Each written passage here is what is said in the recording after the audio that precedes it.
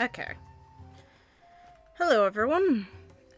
One thing I will say is, as much as I am very impatient, having time to think on what happens during these quests really gets your brain going on what the hell's going on here. So, shut up, Kazuha, sorry, but shut up.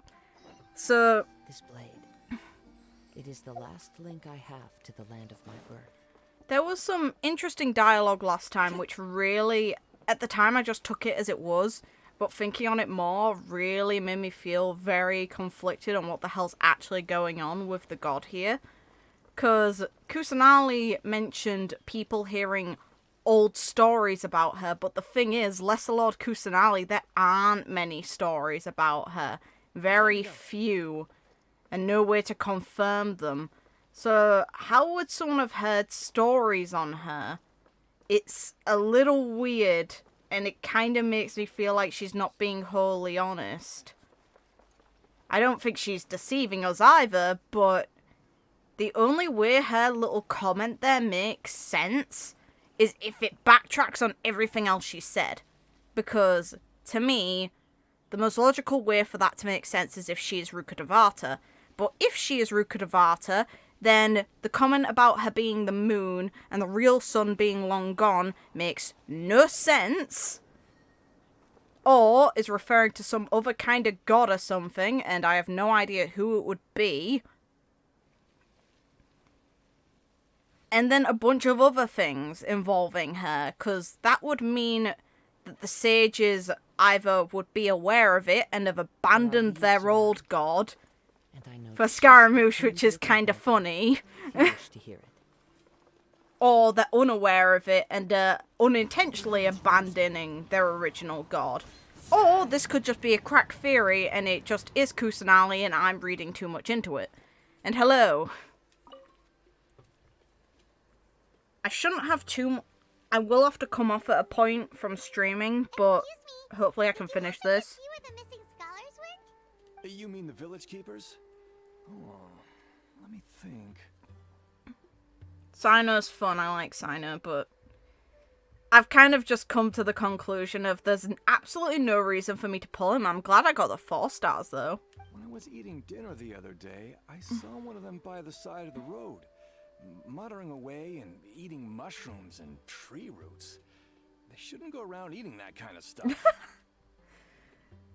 You shouldn't be letting them go around and eat that kind of stuff. Okay. Did you notice anything else? Anything else? No, I think that's all I have to tell you. Sorry. Fair. I'd kind of walk away as well if I saw someone just eating crap off of the street. So it's valid. Yes, I saw the posts about getting Cyno. Have you seen them? I just didn't really have a chance to reply to any sort of messages. Those eyes. Those fierce eyes. You look like a real fighter. And? Don't change the subject. Right. You were asking about the mad scholars. I think it's been a few days since I last saw them. I usually go to bed pretty early, so I'm not too familiar with what goes on at night. Fair. But honestly, I feel quite sympathetic towards them.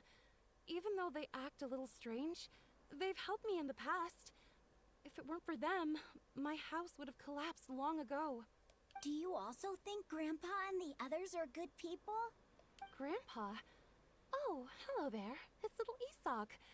You mean that nice man who looks like your grandpa's long-lost twin, right? He was actually the one who protected my house. I saw it with my own eyes. He happened to be staying near my house that day and was doing something with his hands on the ground. It still feels pretty surreal now that I think back on it. Did someone teach them how to do that? No, a god possessed them and did that. Actually, that's a thought. Wouldn't it be, like, incredibly weird as a girl to possess a bunch of mostly probably old men? Well, whatever the case, I'll always be thankful to him and whoever taught him to look out for others. I'm pretty sure that if I ever went mad, I wouldn't be able to do anything like that. Gotcha. Thank you. And I saw the pile of rocks, so I want them destroyed for money. Give. And I also did some exploration around the desert, because I want to... Only Jeans grabs the cat. I need to not think demonic thoughts while streaming. Anyway! It didn't mean to do that.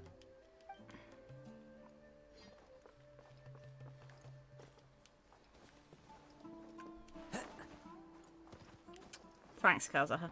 There we go. Sir, have you seen my grandpa recently? You know, the one who likes to sit and space out near the village entrance. Not even identifies with his appearance, it's just the one who does that. Oh, well, if it isn't Isak. Oh, your grandpa, huh? It's been a while. The last time I saw him, he was spacing out by the road as usual. I went and asked him if he'd like any of the food I had prepared, despite my wife's protests. Like many people, she's really quite terrified of them. And speaking of my wife, she's still always complaining about how I don't make enough mora. It might explain why she's always mad at me. Listen, I didn't come talk to you to hear about your marriage issues, okay? Thank you. Thank you for taking care of him. Telling it to a kid's a bit You're much. looking for him, right? Did he go for a walk and get lost? Yeah. That's no good. Well, once you found him, come by my place again and I'll cook a little something for the both of you. At least you're nice, just don't tell them more about your marriage disputes. I've known you since you were very young. So as far as I'm concerned, you're family. Please feel free to come by anytime. Wow, what a nice guy. Okay. Thank you, sir. Huh? Don't say anything for now. Isak, stay here. Let's head over there. Stay quiet as you move. Okay. Why did I need... I was already given that earlier. There's no need to give me another one. But fine.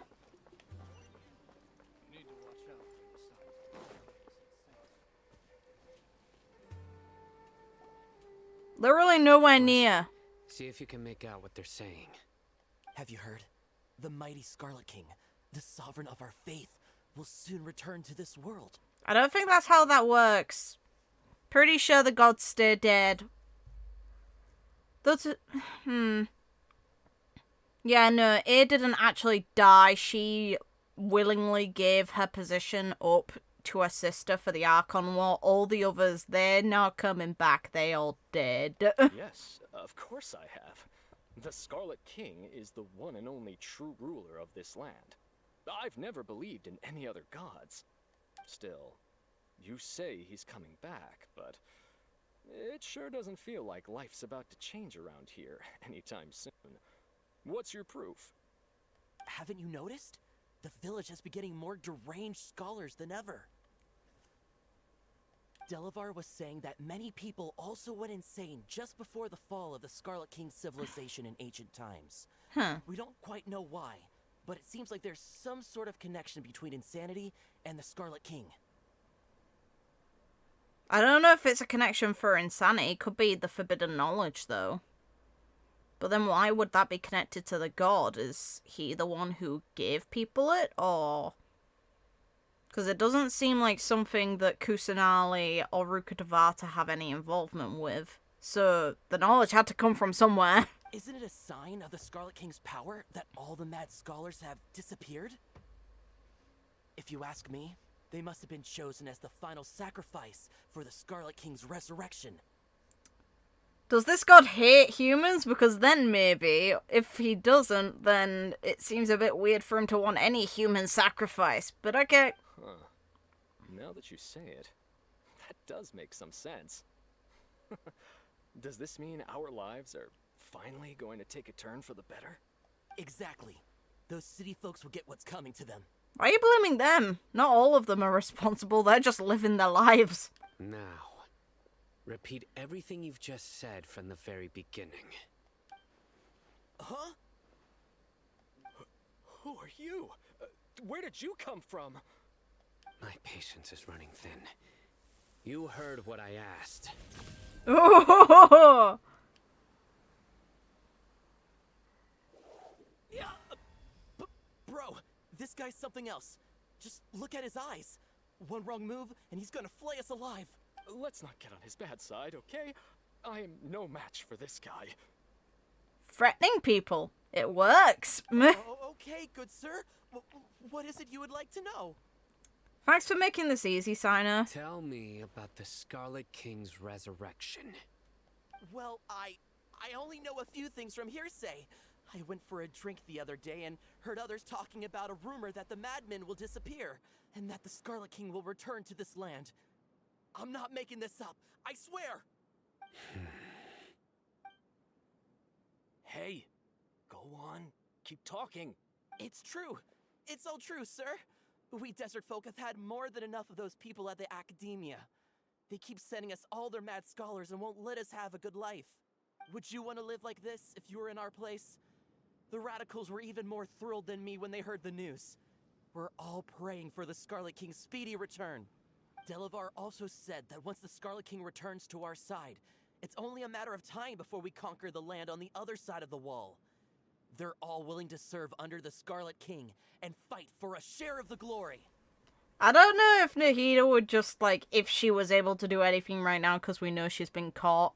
If she just, like, watched them climb over the wall and try and attack all the people of Sumeru City. Yeah, she's not seemingly violent, but come on. Come on. Is that so? Seems like he still wants to know more. Keep talking. Got it.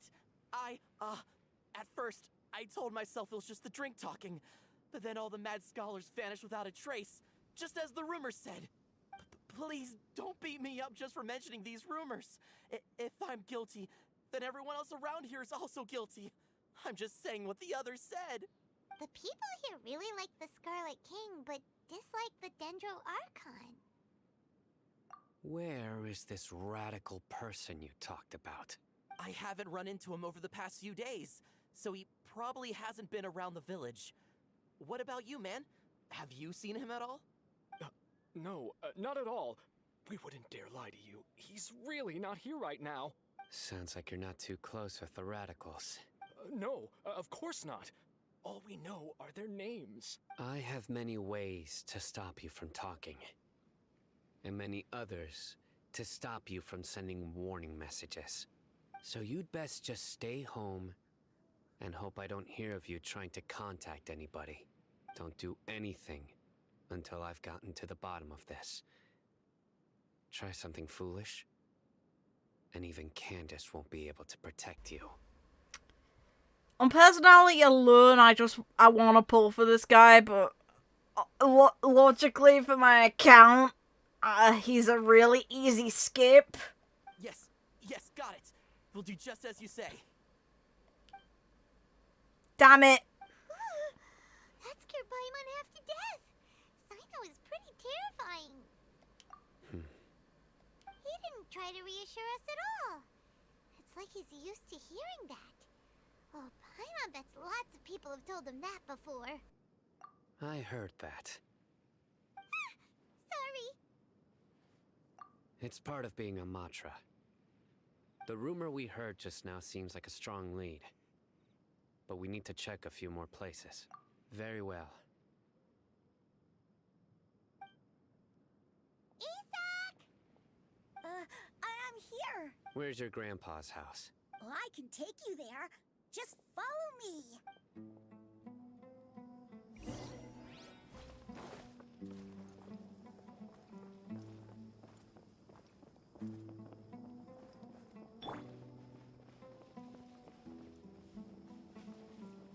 Grandpa? Oh, he likes to be alone. Sometimes he stares at the sky in a daze, and other times he just pokes at the ground with his fingers. Every now and then, He yells out at the top of his lungs, so a lot of people are really scared of him. But he's a good person, really. I know he is. I swear, he's just like my real grandpa.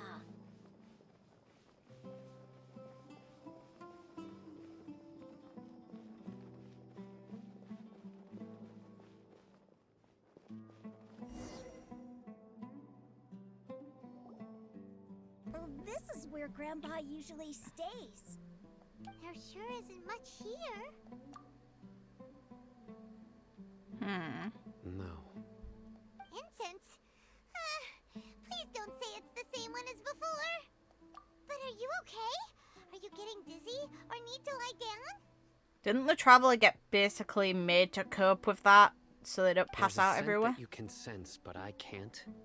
A certain traveler here once passed out from that smell. Thankfully, Tighnari saved the day. And then he gave us a long lecture to explain all about how it worked. Yep. So, you know Tighnari? Huh? You know him too? Are you two friends? Yes. Hey. Now that I concentrate, I can also make out the scent of incense. Wait, surely Tighnari didn't lecture you too? No. No need. Did you first encounter this scent at Tighnari's house? In the forest. From a scholar.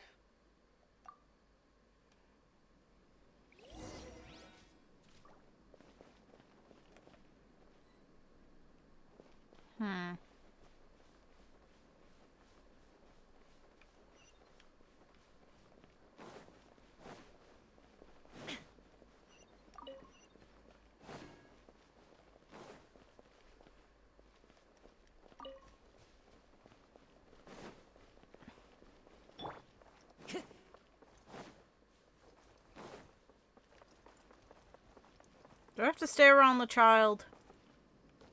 Do I really have to? Oh.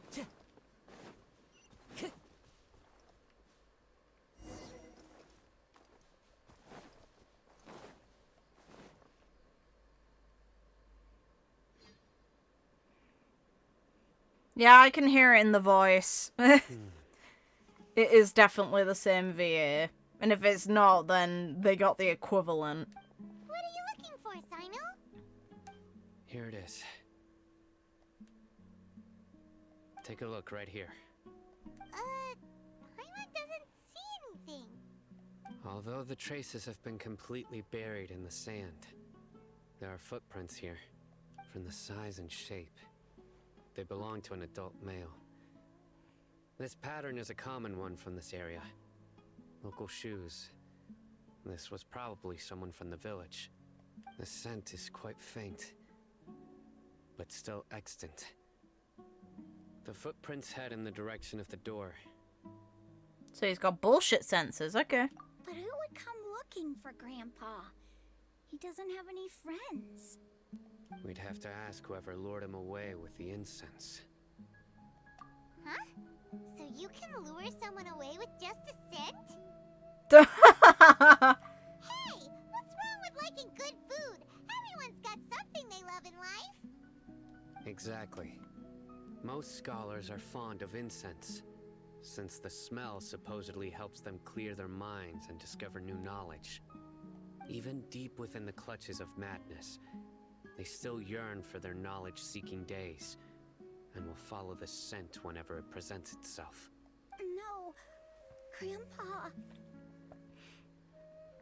Guess you have to accept another dead relative. No, we're probably gonna find him. Oh well. So, someone's taking advantage of their weakness? Huh. Still, why would anyone want to abduct all the scholars? Are the rumors really true? Could the disappearance of all the mad scholars have something to do with the radicals? It's highly likely. Please, you have to save my Grandpa. Grandpa's never done anything wrong. Please help him. Sounds like we'd better help get him back. Don't you worry, Isak. We won't let whoever took him get away with it. Let's head to Aru Village and inform Candace and the others about what we learned here. After that, we'll set off to find the scholars. Okay.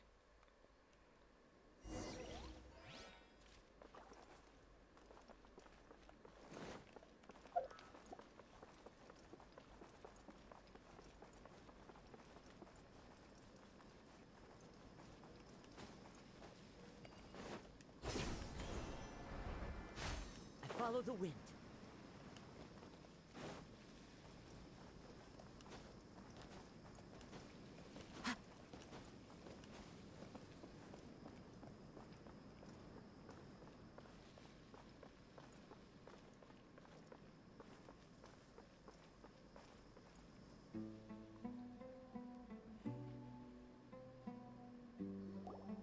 Right.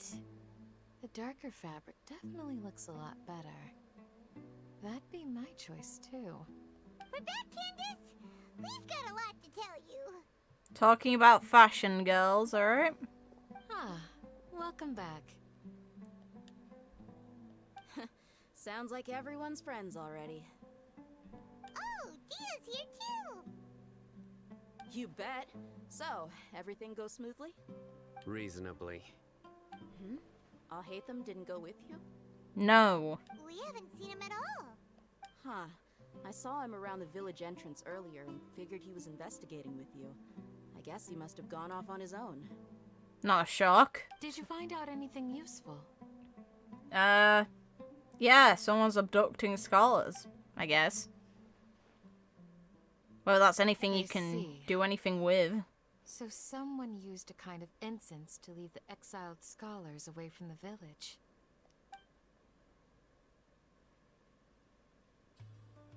The resurrection of the Scarlet King? First I've heard of it.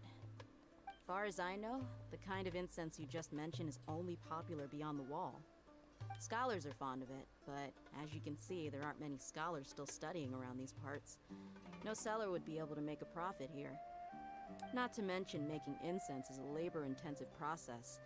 You won't see anybody in the desert with the patience to make or sell something that requires that kind of effort. It seems someone from beyond the wall must have been supporting this. Makes sense.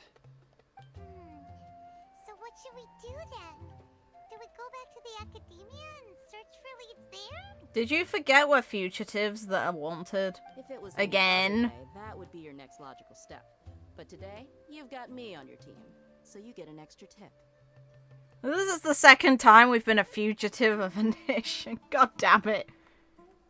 No, actually, no, it's the third. It's the third time that's happened.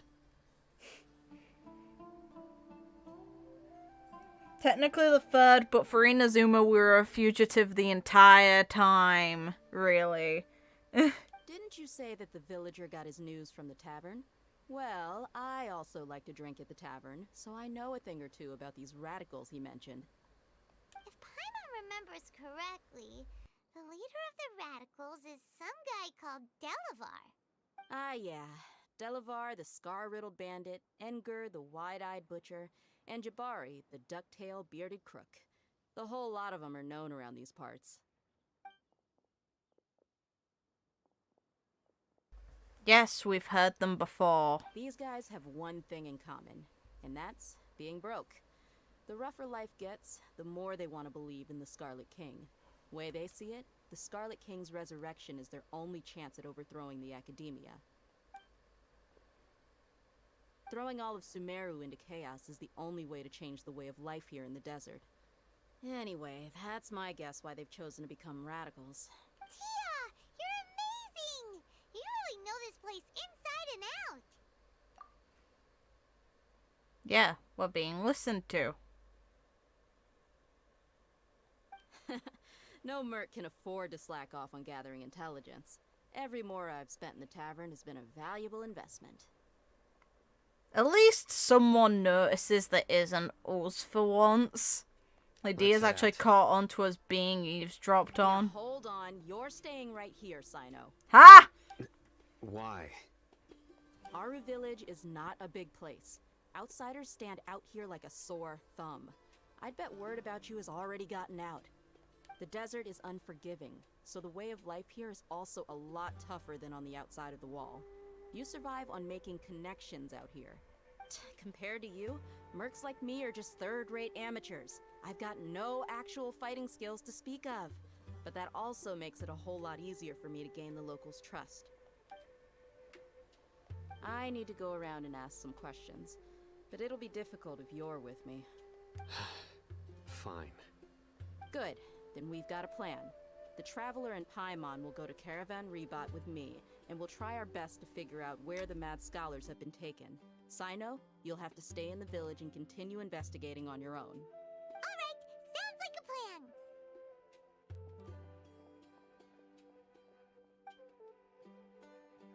She's noticed they've gone. Good.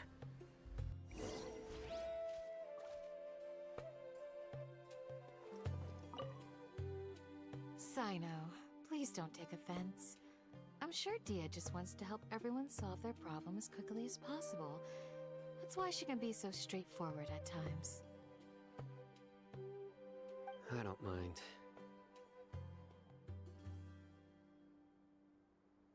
Ah, I see. Well, from the way you were staring out into the distance, I thought you might have been mulling over Dia's words. No, I'm used to being treated that way. It's natural to fear strength. I take no objection to it.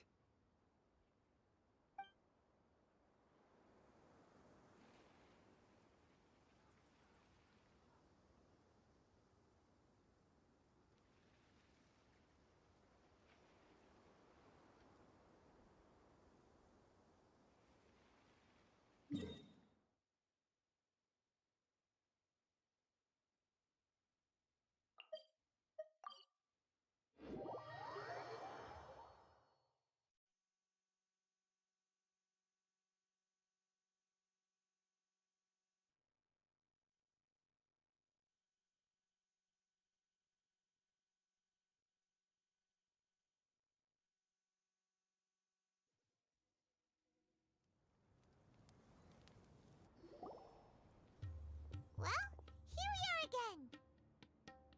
Sounds like you're starting to get familiar with the area. Paimon's amazed every time we see the wall of Samiel. How can a wall this tall even exist? It's almost unreal.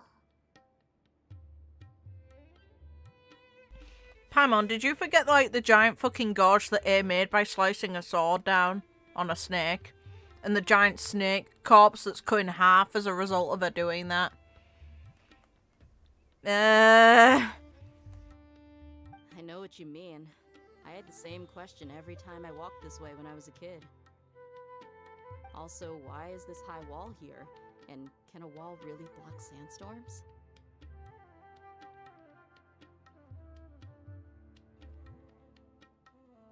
It was only after I grew up that I realized the wall of Samiel isn't just there to keep out the sandstorms. It serves a more important purpose, keeping out people like us. Sumeru is run by wise and mighty sages. To them, us desert dwellers are nothing but tools that can be used and discarded at their whim. Yeah, but it's not the scholars who created the wall, it's a god, and I highly doubt the god is that petty. We're cheap labor, like livestock, but easier to control. Nothing more. Even if a child from the desert got the chance to obtain an Akasha terminal, almost all their requests for knowledge would be denied. The academia believes we're underserving. Geniuses like Sataria are 1 in a million. The other children never get a single chance to try and rewrite their fate, even though the academia knows very well that we're humans, just as they are. That's terrible. It's also not surprising, unfortunately. I would tear down this wall with my own hands if I could.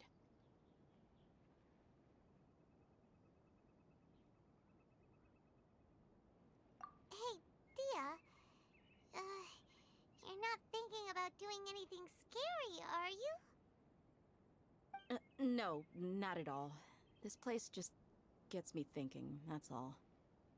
Besides, we're here to procure information, aren't we? Yep, we gotta catch those. Shh. Caravan Rebot is crawling with people, so be careful what you say. We don't want anyone to find out what we're here for. Our mission started the moment we arrived here. Let's go check out the tavern. Maybe we'll find someone I know.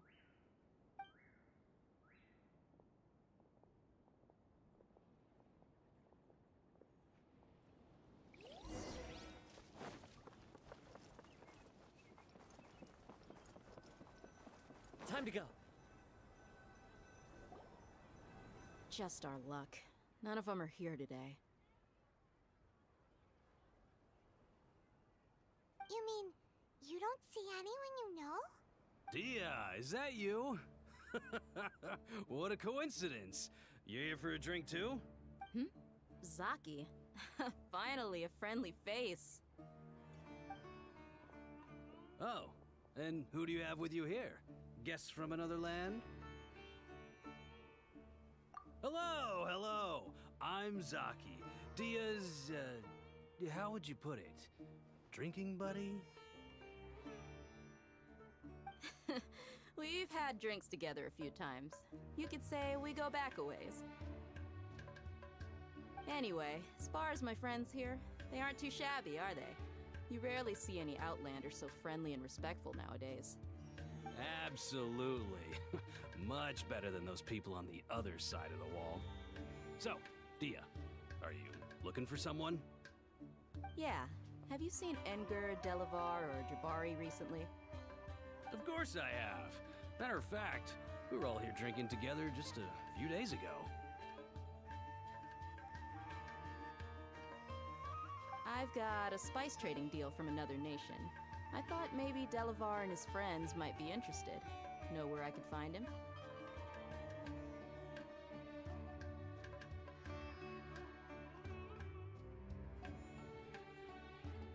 Ah, how thoughtful of you. Then I assume you also know that Delavar's been having a hard time making ends meet these days. So, you came here to help him out? Hey, keep it down. Let's just say I prefer to keep this deal a secret. Y'all at Caravan Rebot are like family. If there's more to be made, why not do it together? Besides, Delavar and his friends have muscle. They'd be a good fit for escorting the goods. Yes, how considerate of you. Delavar's my friend too, so of course I can take you to him. Come with me.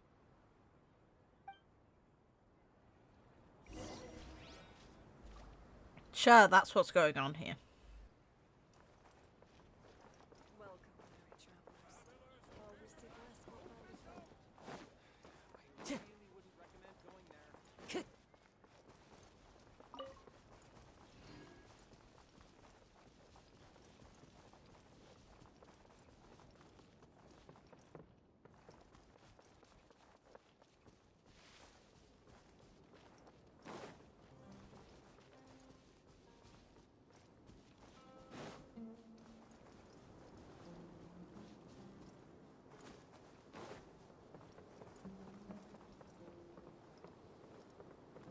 Time to go. Are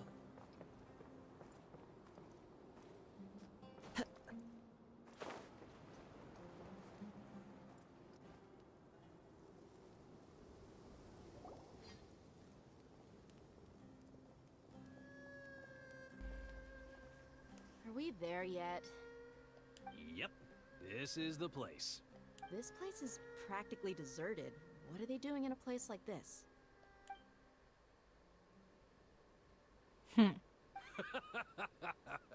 Why don't you take a guess? Go on, a wild stab in the dark. You're like lambs to the slaughter. Yeah, best of luck with that, mate. Oh no! It's an ambush! Of course it was. Bring it. What's this all about, Zaki? Come on, Dia. You really think we didn't hear about what you said back in Aru village? The boys have kept a close eye on you from the moment you set foot there. Not only do I know that you're looking for Delavar, I also know that you've teamed up with people from the academia to look for the missing scholars. So, you've been watching us from the very beginning? Well, we're technically not working with the academia, so you're wrong. But the rest, fair enough. Time to die. I knew leaving Sino behind was a mistake. You're saying that like we can't just kick their ass anyway. And you left the strongest one in the village. No. No, we Who do you didn't. think you are? You really thought we'd fall for your little business deal nonsense? So you and Delavar have been partners all along. Dia, I guess it's only natural for a traveling mercenary like you to be out of the loop. Those of us who hang around the tavern have stronger bonds than you think. But you got one thing right. We're all looking forward to an uprising in Sumeru. There's nothing more we'd like to see than the desert folk overthrowing the academia. If that's the case, then I'm sure Delavar wouldn't miss a second of it. I'll be honest with you. If it weren't for what you said in the village, your little monologue about the Wall of Samiel would have convinced me that you're one of us. Delavar. And Engar, you're here too, huh? Long time no see, Miss Mercenary. You should have known the traitors are what us followers of the Scarlet King despise the most. Dia, I thought that you, a fellow desert dweller, would understand that the Scarlet King is greater than the Dendro Archon. Little did I know, you don't deserve to join us. Yeah, gee, what a missed opportunity. Adopting radical views and kidnapping innocent scholars, all because of some baseless rumors. Anything else I'm missing out on? See? There you have it. Mercenaries are just a bunch of faithless scum with only one thing on their minds. Mora. Pathetic. You're all like a pack of street rats. You're not wrong. Mercenaries are driven by Mora, and my faith lies with whoever's paying me. As long as there's a profit to be made, anyone can become my friend. Enough talking! Get him! Just as I expected. Let's teach him a lesson, traveler. Time to give him an easy ass kicking. Let's go. Shine down! Following orders. A new One with nature. Teamwork is dreamwork! Well, that was easy. That took even less time than I thought it would. Impossible! How could you? Archon. Kazuha. Kinda broken. In a team comp. So, what do you think about your meticulous network now, Zaki? How did you say it? It's only natural for a traveling mercenary like me to be out of the loop. I'm guessing your informant told you that I'm just an incompetent merc with no real fighting skills, correct? I mean, that is what I said after all. And of course you would believe everything he reported. The only thing you know about me is that I'm a mercenary, but you've never seen me in action. Even though you heard we went to handle monsters together, you believed that Candace was the only one doing all the real fighting. That so-called Flame Mane is just a fraud. She admitted it herself. She just uses her connections to gain the trust of others. That's what you thought, right? You lied in the village because you figured that we'd have people watching you. And you were stupid enough to fall for it. I figured as much the first time we drank together. You all thought you were so smart. Pathetic. Nice. Okay, that should be all of them. Whoa! So you've been planning this since we were in Aru Village? No task can be done without preparation. I just happened to notice a couple suspicious-looking people while you were out investigating.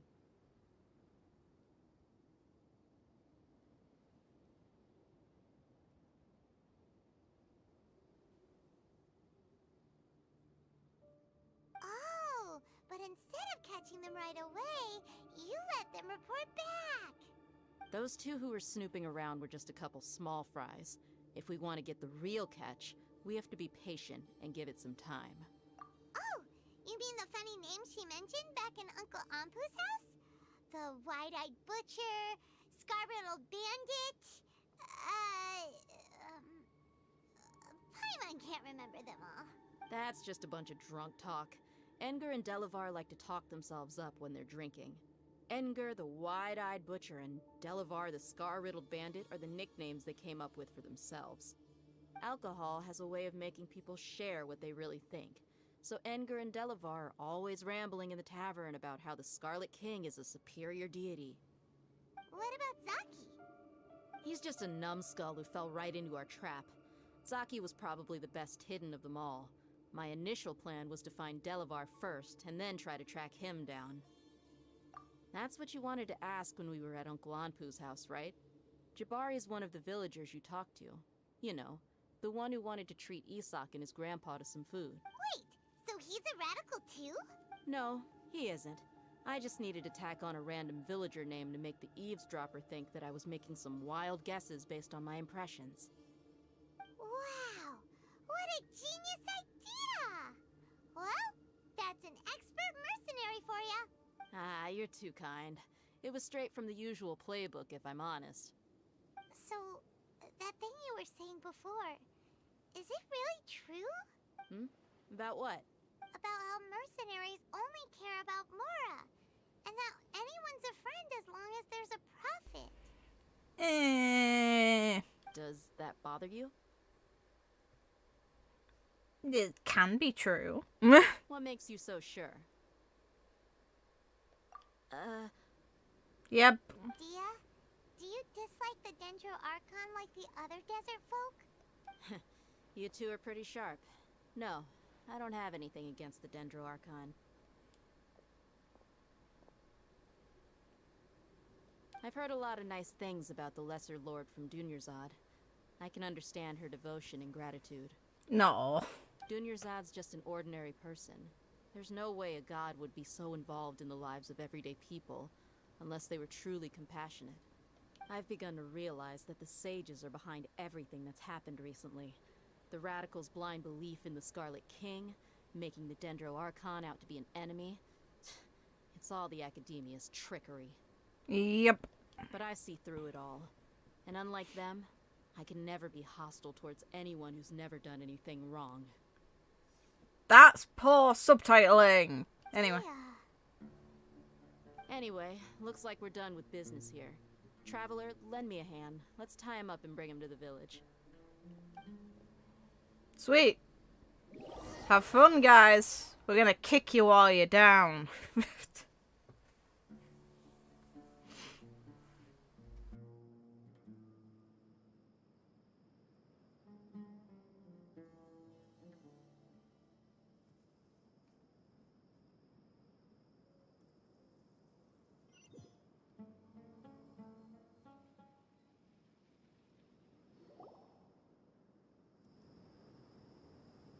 This should be all of them. I'll let you take it from here. All right. I'll be in touch. Until then, please stand by. Candace, do you need any help? Candace will be okay on her own. I trust her, so you can too. She's been guarding Aru village for quite some time now. If anyone is qualified to question the offenders, it's her. Hurt them a lot. While I'm questioning them, why don't you pass some time by exploring the area? I'll meet you back here tomorrow morning, Traveler. As for these idiots, let's just hope they live to see another day.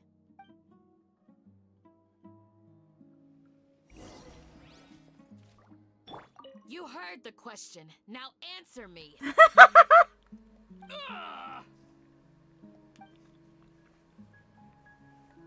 That's what we like to hear. RIP.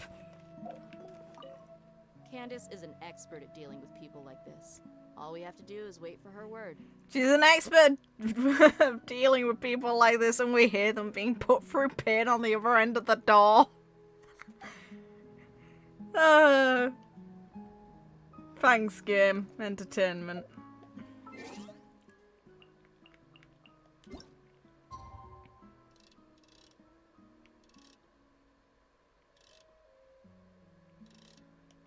What time was it? 6 till 12, okay.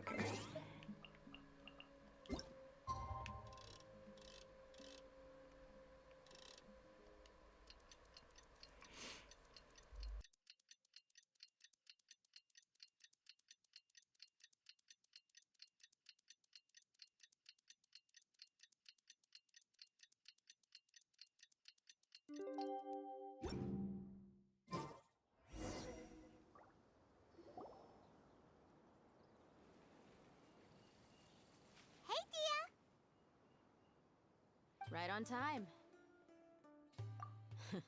We'll know any moment now. Paimon's been wondering. You seem to know Candace pretty well. Have you been friends for a long time? We've known each other for some time now.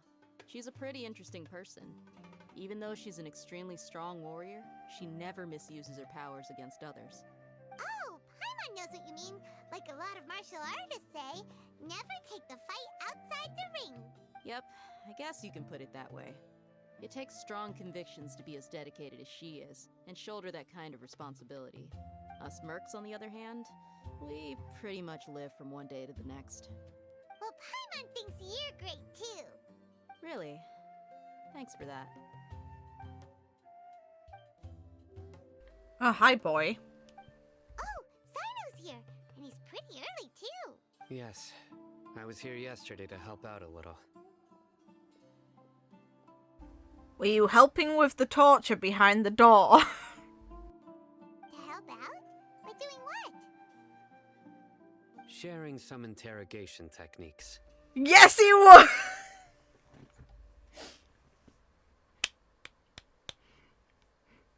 Santa and Candace are fun. You mean you taught Candace some more persuasive methods? Torture. Right. Right. Come on in, everyone. Come on, let's go inside. This is where we go in and the guys are like missing fingers and toes. They're just a little beat up, don't worry about it.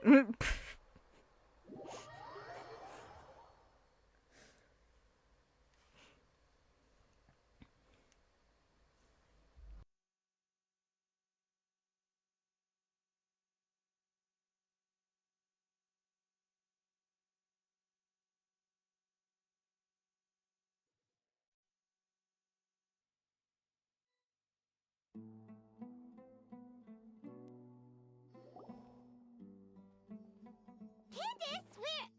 Whoa, you look furious. I would be too. Anyway. Do I? Huh. What gave it away? Oh, there's no mask that can hide true bloodlust. Cover up your eyes, and it'll still show itself at the corners of your mouth.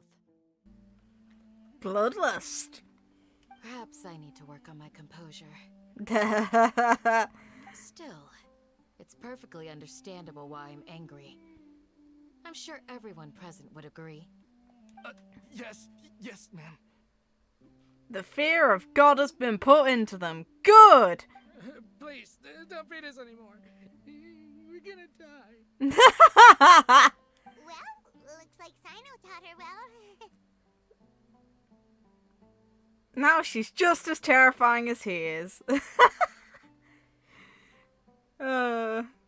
They're both fine. You fear death yourselves, yet you do not hesitate to place the lives of others at risk. The absurdity is mind-boggling. The ones you call mad scholars are known to us as the Village Keepers. They are vital members of our community, and some even count them as family.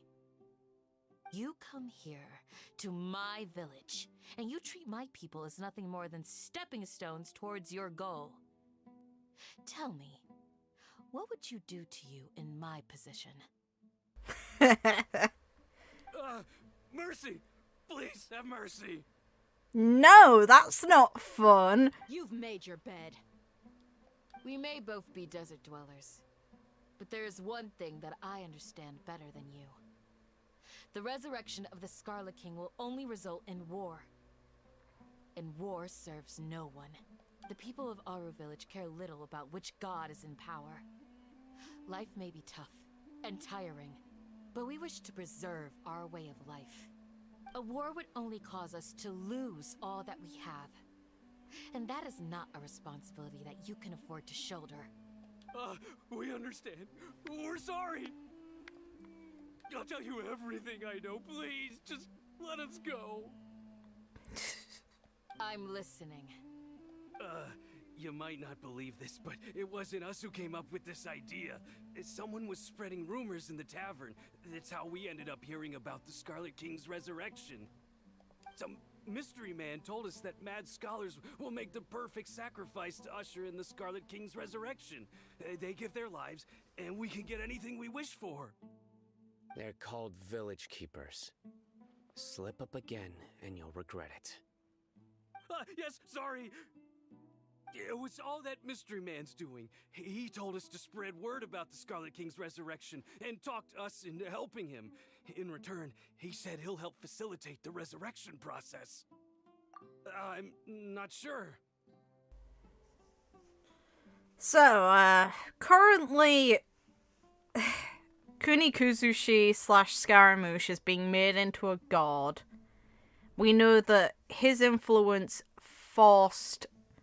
Well, it's not specifically his fault. We know that people on the path can go mad anyway. But the lass who we met at the very beginning of the story has gone insane and saw his thoughts as a result of trying to go through her path. And now there's a bunch of mad scholars being taken by the academia, likely to be used in that process. Great! That's one. Huh? One what? Strike. You get a total of 3. Then, you die by my hand. Wait, I'm telling the truth. We don't know anything. It was all him. 2. He got us to lure them out of their houses in the night with some kind of incense. We take them to a junction outside the village. Then the mystery guy takes them from there. You gotta believe me, please. I'm telling the truth, I swear. Just ask them if you don't believe me. That was indeed the truth. Traveler, go on.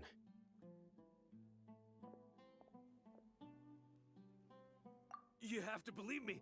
If I knew that, I would have told you his name right away. I'm not risking another beating to keep his secrets. No way. That guy, he wears a cloak, and he's always careful to cover his face. He calls himself the Scarlet King's envoy. I believe I may know what's going on. Uncle Anpu? What do you mean?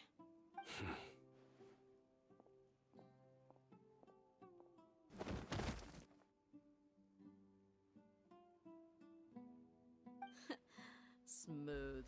More violence! Okay, speak. If my suspicions are correct, this mystery man they speak of could be from the academia. I wonder what psychopath we know who could be responsible. The doctor. Some time ago, people from the academia attempted to take the village keepers away. I refused, insisting that they are part of our community. It strikes me now that this secretive character shares the same goal they had. Which means it's highly likely that the academia was purposely spreading a false rumor to trick the radicals into delivering the village keepers right into their hands. They were the ones who brought them here to begin with. Now they're trying to take them back? We aren't gonna let that happen. Not the academia again. Just as I thought. But what could they want with the village keepers? People are nothing but tools in the eyes of the academia. A change in their plans likely means they found another way to exploit the scholars. Regardless, our top priority now is locating the village keepers. You're right. Isaka's still waiting for news on his grandpa. Time to go. Let's leave the village and try to track them down. Candace, I wish you were so much better. Your design is fantastic. Yes. Pack up and get ready to leave. So the only 2 characters she currently works with are Yoimiya and Ayato, but even in Ayato's case, technically Yunjin is better than her. And it makes me depressed because she's... Look at her! You got it. Candace, I'll let you deal with the radicals. Leave everything outside the village to us. The crescent moon around the head, the glittery shawl-like sections of her attire, the gold. All right. She just looks so good. Let's meet back here once everyone's ready. So she's got one of... I have big bias towards his design, but I have such an appreciation of Candace's. I just hope everyone's all right. You look worried. Thinking about the village keepers? Yes. I'd look for them myself if I could. As members of our village, each one of them is very important to me. You have a strong sense of belonging here. I guess I'm the opposite. Mercs are stray dogs, wherever they go. Dia, don't say that. You can be a part of this community too. Aww. Thanks. I'll let you know when I feel like joining.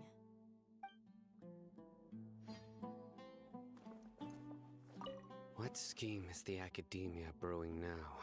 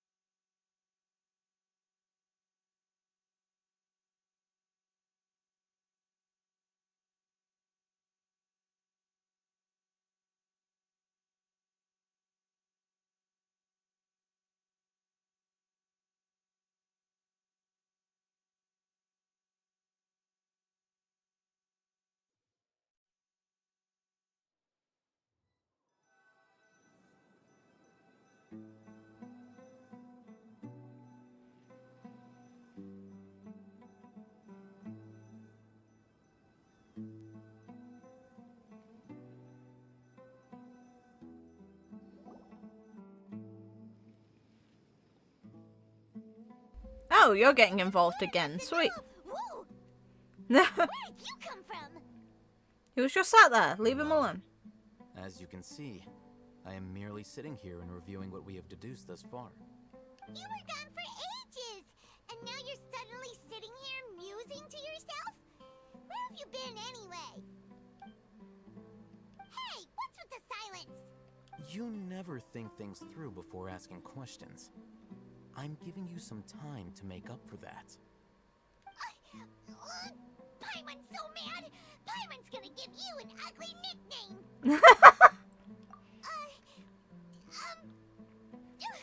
Never mind.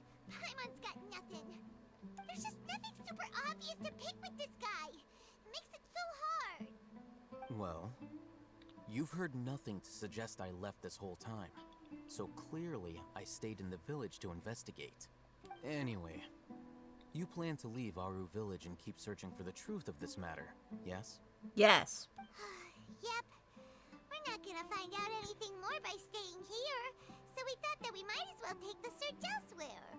The thing is, though, if we go back to Sumeru City, we're wanted. Enough with the silent treatment! No. I'm just surprised that you decided to team up with him. Alhaitham, you haven't helped us out at all ever since we arrived at Aru village. Bold of you to question our choices.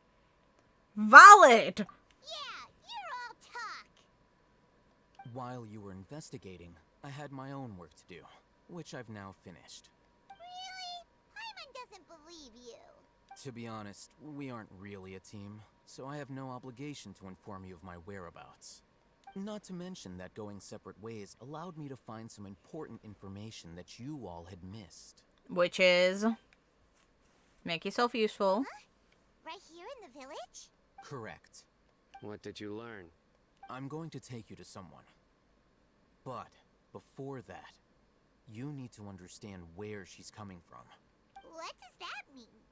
How do you think the residents of Aru village feel about what we're doing? In other words, do you truly believe every single word the villagers tell us? You No. mean some of them lied to us? Of course. Hiding the truth does not necessarily equate to lying. Again, these people have their reasons. Remember what Gandis said? Most people in Aru village don't necessarily care which deity is in charge of Sumeru. That's because whether the Scarlet King or the Dendro Archon has power is of little significance to them. By contrast, the perils of their daily lives are ever-present concerns. They won't simply share everything they know with you without good reason. That's why you believed there was no further information to be found in this village. Glad you're following along. Valid. Among those you have talked to, there's someone who was consciously keeping you out of the loop. In fact, she's been observing your every move since you arrived. The reason being... The one who says she hasn't been out at night. Who only wants to live their life in peace, any external factors introduce unpredictability into the equation. Those eyes. Those fierce eyes. You look like a real fighter. Don't change the subject. It's quite obvious that she's intimidated by Sino's authority and... Right. You were asking about the the Mad Scholars. She corrected herself mid-sentence because she's aware that there are Scarlet King fanatics in the village. If she sounds too friendly towards the village keepers, she could easily make herself the Radicals' next target. I think it's been a few days since I last saw them. I usually go to bed pretty early, so I'm not too familiar with what goes on at night. Remember?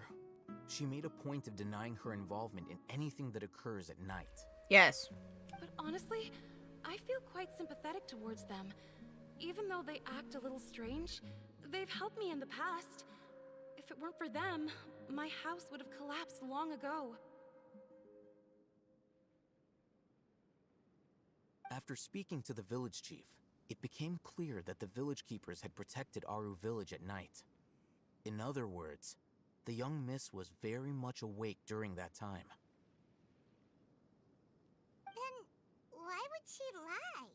By getting involved with an outsider, she risks drawing unwanted attention to herself. As for why she might be so wary about all this, maybe you should ask her. I'll pass on this one. You said that she is afraid of me. If so, it's best if I stay out of this. Good conscious decision. Thank you. We're on it.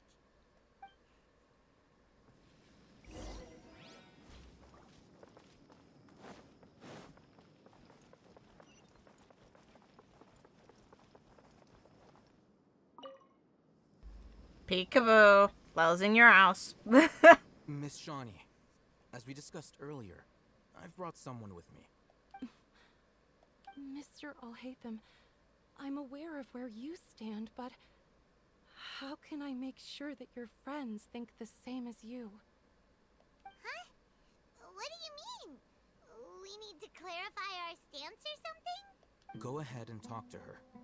You'll get the answers you want. Go on. Earn her trust. Is it really that simple? May I call you Traveler? Hi, Traveler. I want to ask you something. Do you think the resurrection of the Scarlet King can truly change Sumeru for the better? Why's that?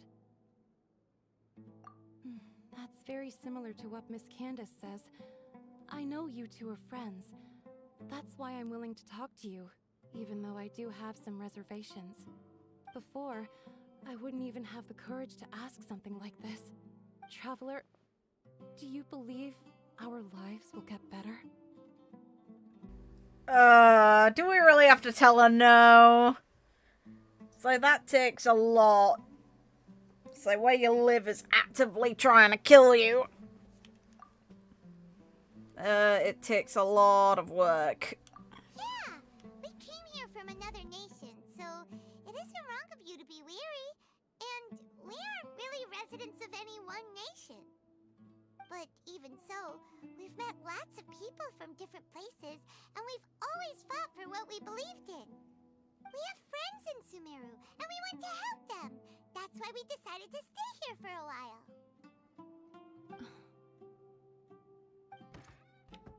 I want to trust you. My apologies for posing my questions like that. To be honest, I didn't expect you to come back for more information. Alhaitham told us you have your reasons. It's okay, we understand. The fact is that only one side of my family is desert folk. I don't really fit in anywhere in Sumeru. Some believe in the Dendro Archon, while others believe in the Scarlet King. I don't belong to either side, and neither side would want me. Speaking of which, the Radicals mentioned that they despise traitors. Do they just think that anyone who's different from them is a traitor? Yeah. Some people can be so narrow-minded when it comes to bloodline and beliefs. It makes no difference what I say or how I behave. I'll always be suspected of having ulterior motives. Slowly, I just stopped talking to people. I pretended not to hear or see anything. All I want is to live my life in peace. And then it happened. The village keepers who had helped me disappeared with no explanation, and I didn't dare breathe a word about it to anyone. Until now. You can tell them. I'm sure she'll keep your secret. All right. I'll tell you what I told Alhaitham. I actually have a sharper sense of hearing than most. Sometimes, I hear strange crying sounds in the night. Well, that's not creepy at all. There are ghosts? Perhaps. I'm not sure. It's faint, but it's definitely the sound of crying. It comes from far away in the distance, and always carries very raw emotion. It used to be louder and more frequent, but ever since you arrived in the village, it doesn't seem to happen as often, and when it does, it's much quieter. I have to focus really hard to make it out. I confirmed this with the guards on night duty. They also have someone with a good ear, and he's heard similar sounds at night. But, because we're in the middle of a desert, he would rather believe that they are the cries of beasts than ghosts. There's really nothing around these parts, except for an old hospital not far from the village. Oh, wonderful. I think they used to use it for treating Elazar, but it's been abandoned for years. Yeah, let's go! Well, that's not cursed at all. Let's go! Let's hopefully find nightmare fuel. God. Alright, do I have any fast travel points near it?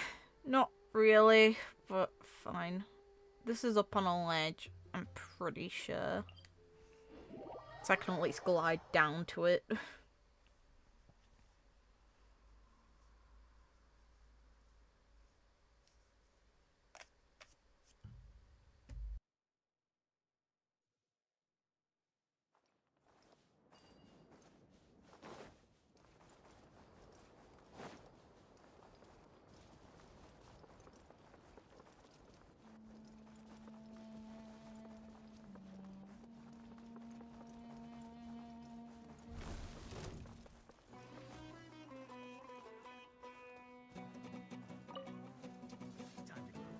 You are not welcome here.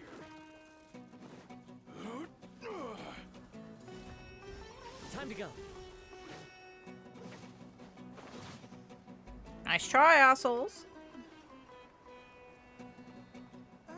Like, I've already been under there before. So yeah, I have unintentionally been here. Okay. Die! Fallen leaves. Adorn look. Inazuma shines eternal. Oh god, the eye didn't load properly. What the fuck?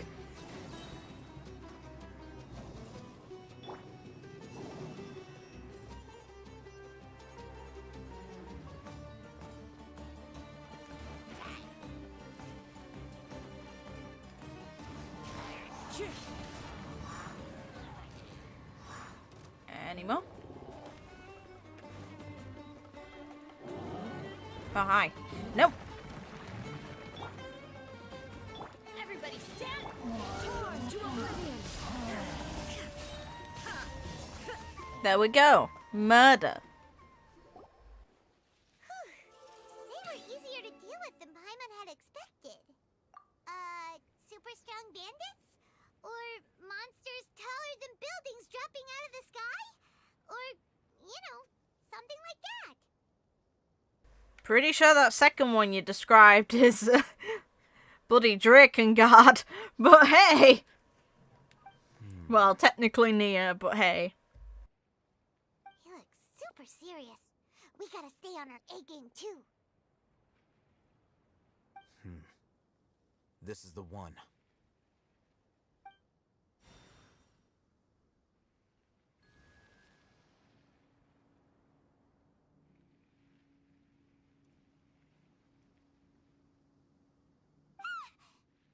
Let's go in and take a look.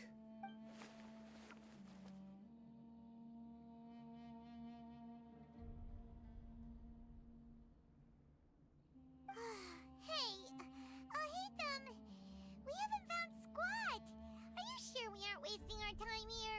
Patience. Shawnee says she only hears the crying at night. We have time to burn. Until then, I'm taking a break. And just like that, he sits down. Wait, he even brought a book to read? I don't blame him. I'd do the same thing.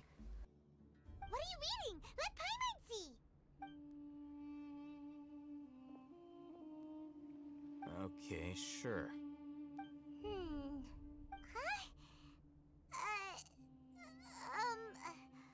The natural position, which is the positional propensity of an entity in natural motion in contrast with an object in forced motion?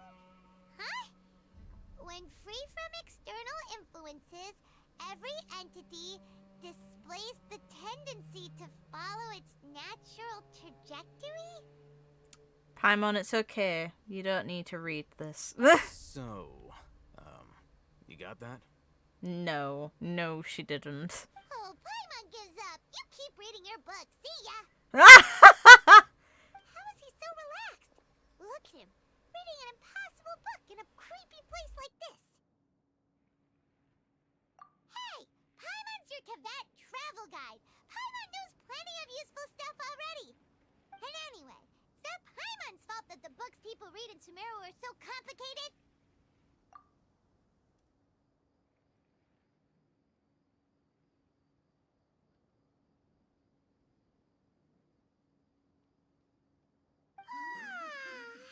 Paimon's getting so sleepy.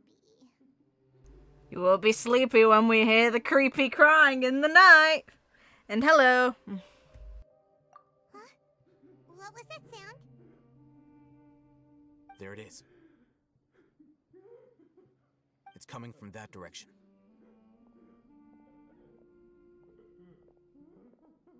Is the sound coming from here? Huh. Paimon's not seeing anything. It's from below. But there's no way we can get down there. Something is off about the interior here.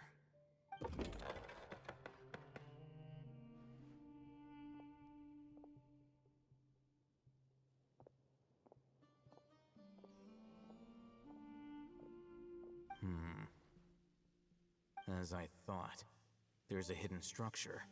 Wow. It's like they tucked another hospital into this one. Oh, it looks like there are other mechanisms around here. Let's keep exploring.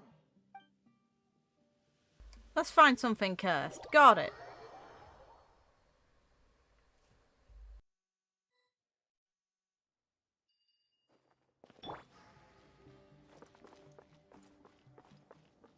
The wind knows me.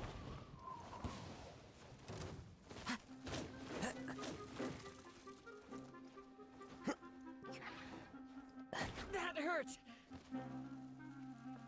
Fucking assholes. Fine. One with nature. Illusion shattered. Clouds high. The birds call. The wind knows me.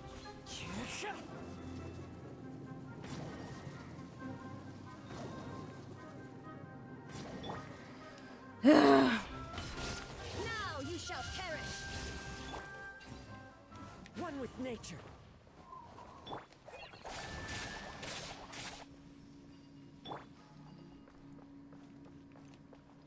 Into the wind.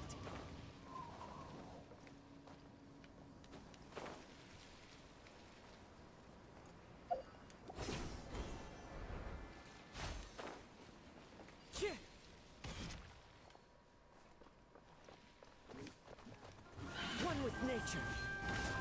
Teamwork is dreamwork! Huh? Oh, look, it's Breloom from Pokemon.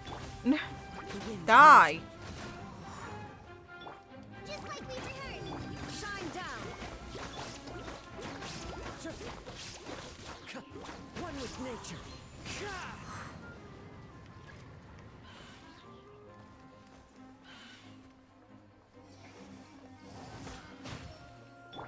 Illusion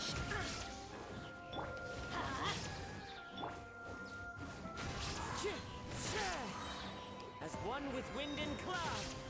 The wind knows me.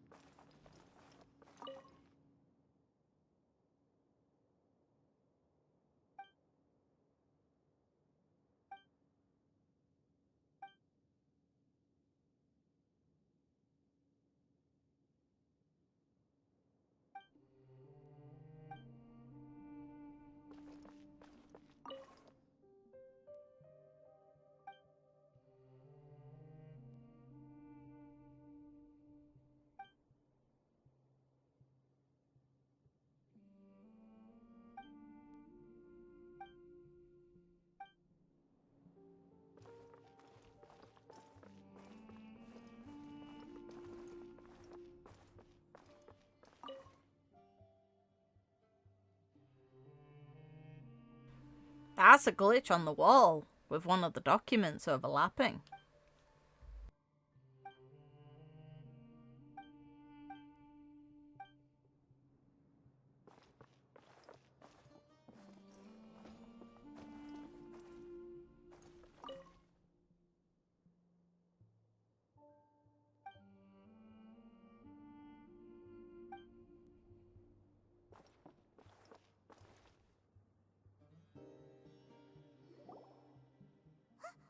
Look, there's someone over there. Good idea. Let's approach him slowly without alarming him.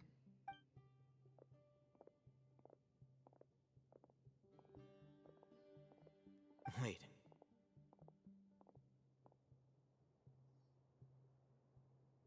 You're...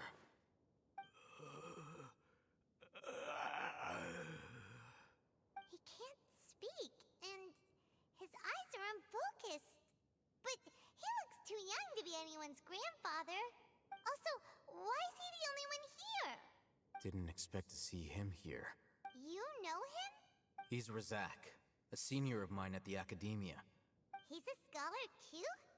Is he the kind that holes up in a forest and mumbles stuff about training? No. And that's the problem.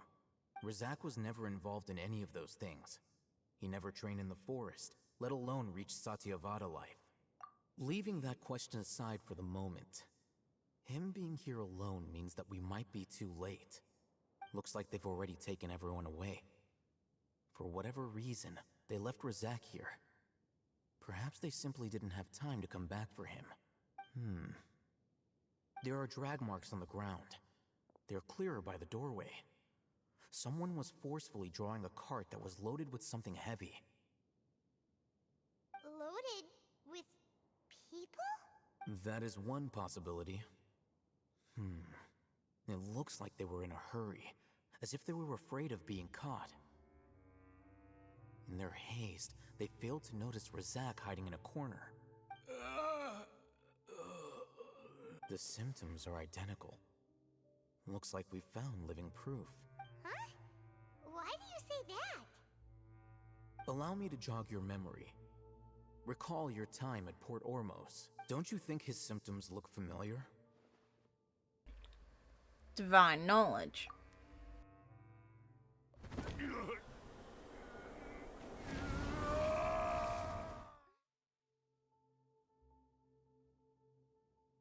Oh, now that you mention it, they're acting the same way. Correct. The Academia is behind all of this.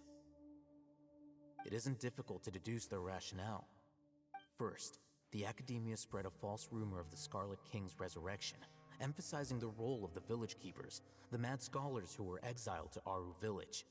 These rumors were all the persuasion that the radicals needed, and those based in Aru village leapt into action.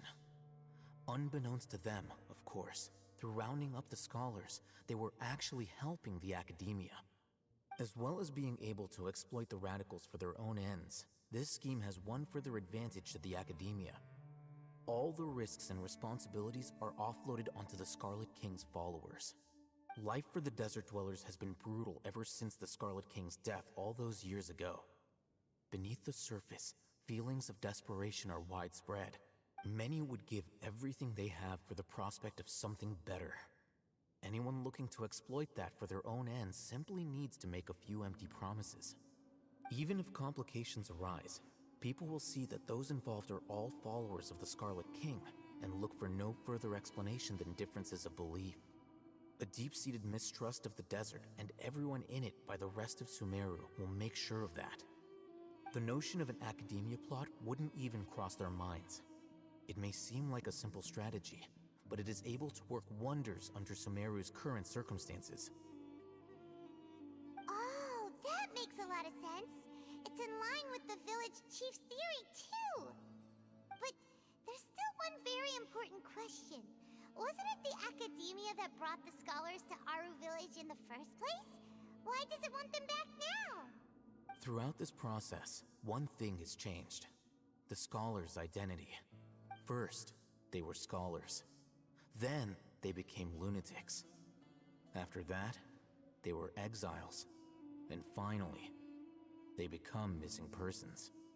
An exile is still patently a living, breathing human being. But when someone becomes a missing person, that is brought into question. If you can't find someone, you have no way of knowing what exactly happened to them.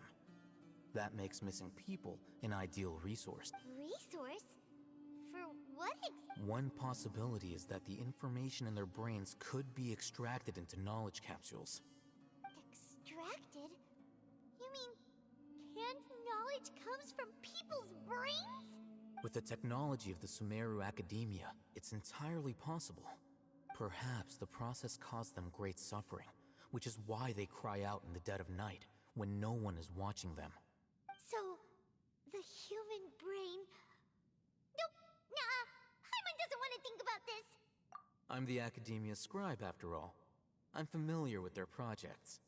Anyway, judging by Razak's state, the contents of a divine knowledge capsule were extracted from his mind.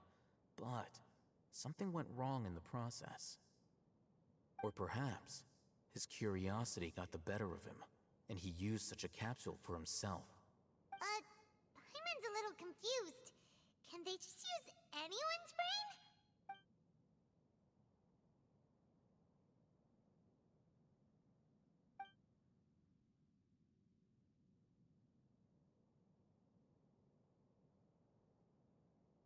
The look on your face tells me you've realized the answer. Yep. That's right. To some scholars, gaining knowledge about the gods is their entire life's pursuit. Extracting canned knowledge is just one of the extreme measures they turn to. However, I can't help but wonder, what do they seek to gain from divine knowledge? The Academia is going out of their way to look for forbidden knowledge, but what is their ultimate goal? I've spent quite some time trying to analyze the contents of the divine knowledge capsule, but to no avail. It seems like my way of thinking is too different from theirs. You mean you're not even slightly interested in getting your hands on this forbidden stuff? All scholars seek to expand the horizons of knowledge, but I'm not particularly interested in gods, so I don't share their degree of zealotry. Extracting information from people as if they were lifeless objects? If this is the direction of academic progress, then the Academia may as well shut its doors. Sounds like you're really against all this. Of course. The Academia's actions run contrary to their rules. Whether it be academics or knowledge, everything has its boundaries. If those lines are crossed, the rules and order that govern everything in the world will be destroyed. This matter needs to be corrected, just like fixing a typo in a book. Wait, didn't you step in to help because you felt sympathy for those poor people? No! Not to be callous, but no. My criteria are a little more restrictive than that. There is no shortage of suffering in Sumeru, and the same can be said for the rest of Teyvat as well. What do you plan to do about that? Save every last person? Probably not. Paimon's not sure. You can say that. Simply put, I don't blindly place my faith into strength or heroism. I do what I want.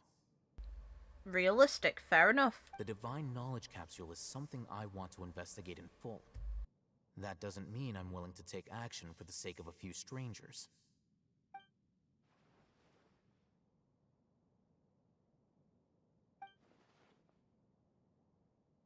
Paimon's been wanting to say this for a while. There are a lot of bad guys in the academia, but you're not one of them. You're their weirdo. You're probably right. Though I must say, I quite enjoy this feeling of being the odd one out. I would as well if I was with those nutcases. So, Uniqueness is also an asset, is it not? It is, but that's not the reason why you're glad about it. Wow, that's a great way to think about it. Paimon's really impressed. If only Miss Shani had a similar mindset, her life would definitely be a lot easier. I'm just a more likable person than her in general. There's nothing more to it than that. Jeez. He won't last long if we leave him here.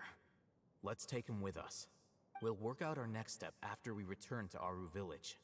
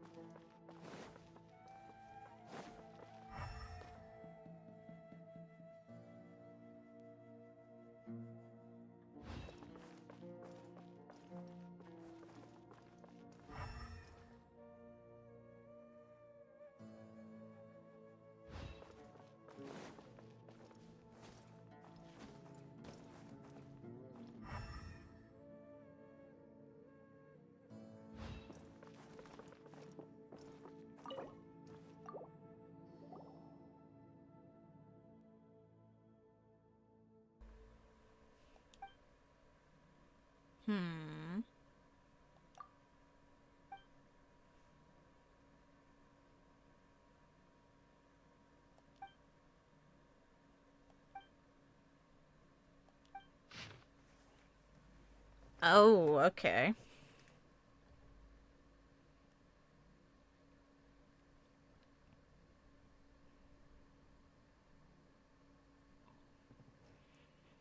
Doctor in charge is blanked out.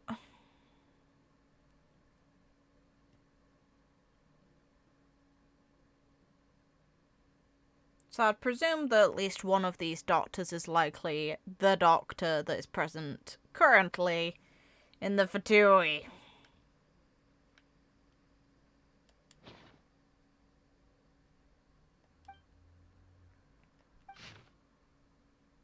Doctor in charge, blank.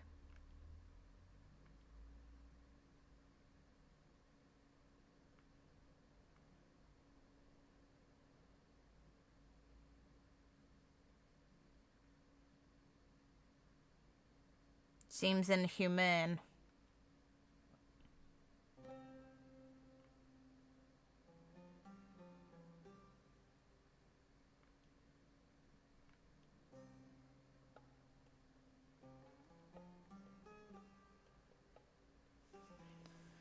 Huh.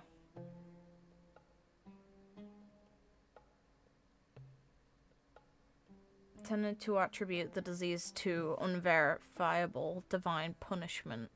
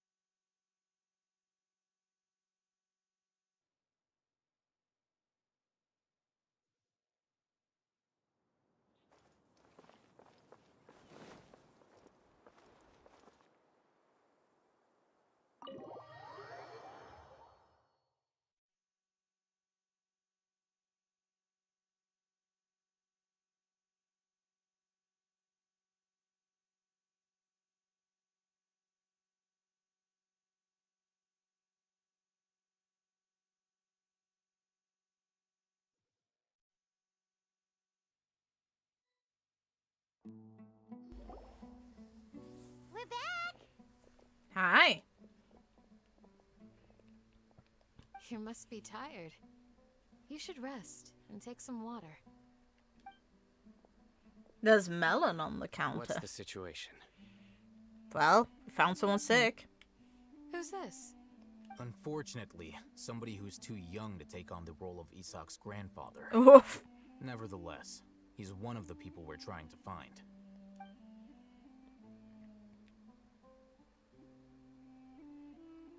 So, at one point in time, the abandoned Elazar hospital served as the Academia's site for extracting divine cant knowledge. Yep, pretty much. Their plan must have been implemented at some point before we arrived at Aru village, since divine cant knowledge has been in circulation for a while now. Yet, they fled once we were headed to the village, almost as if they knew we were on their trail. Why is that? Yeah, why is that? We may have a mole in our midst. One of us could be secretly revealing our whereabouts to the Academia.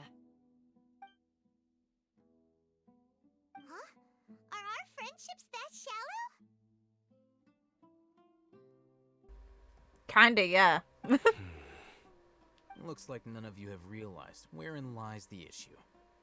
Sino, you're the reason why they can predict our movements.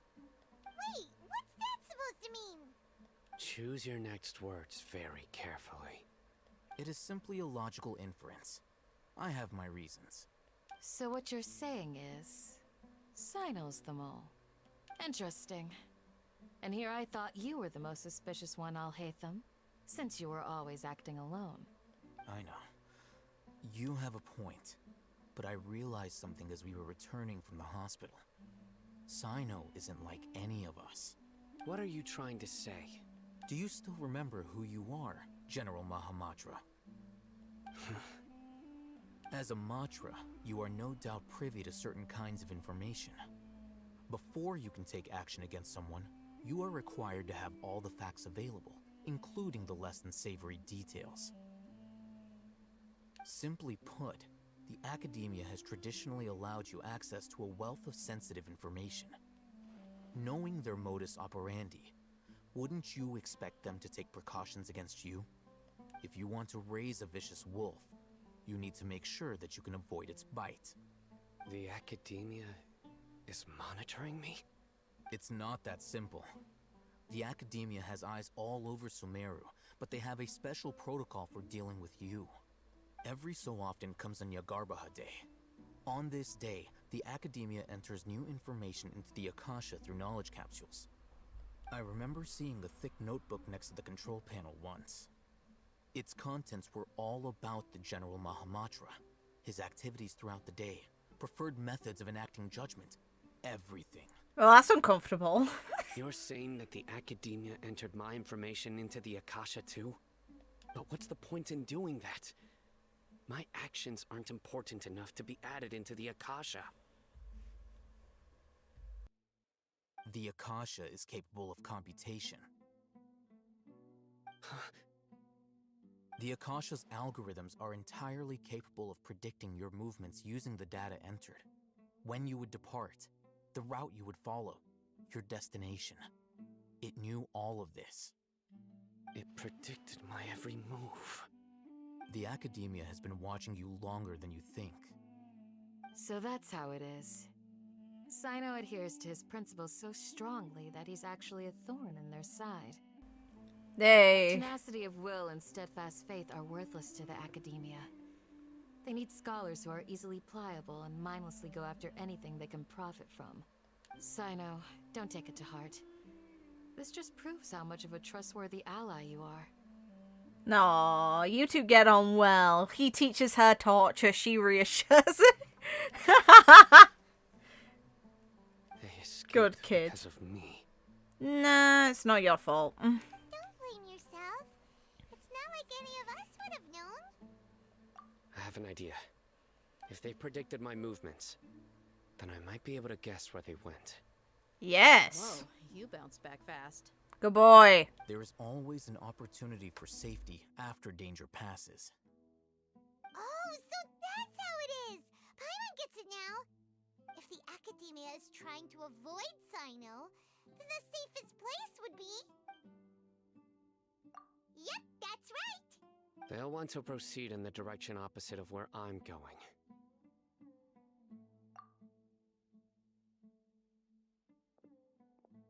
I must go. There's also something I want to investigate. Let's go, guys! After him! Please, wait! I want to go too! No! You want to go too? If so, you have to promise you'll stay safe. You're seriously letting him? I want to find Grandpa. I promise I'll be careful and not cause any trouble. No! Everyone, I leave him in your hands. Why? Yay! Let's go! Remember to pack some food with you. Paimon feels like we're missing someone, though.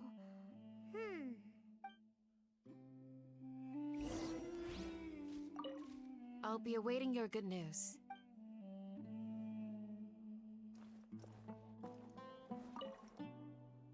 Please, stay...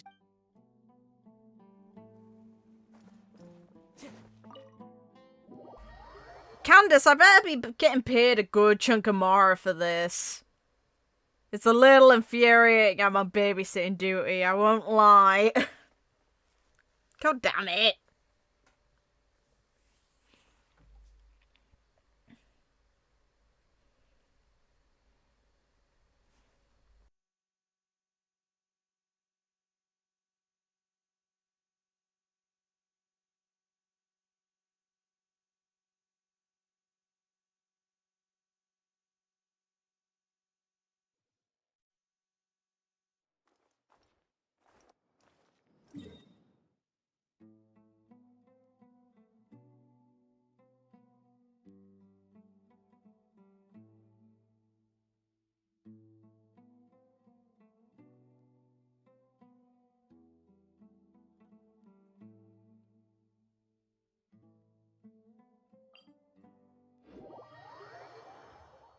I can glide down from here.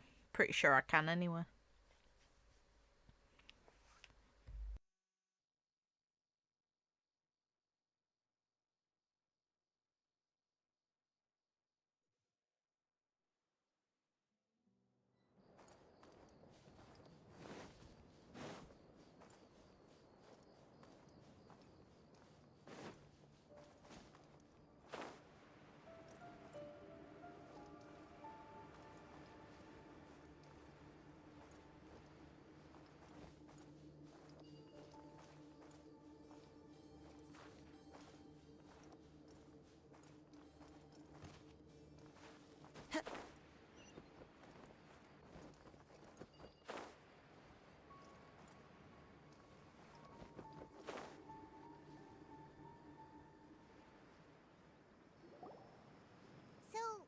go from here?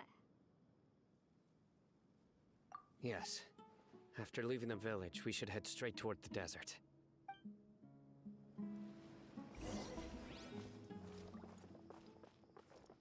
I know the desert like the back of my hand. Shut up, kid.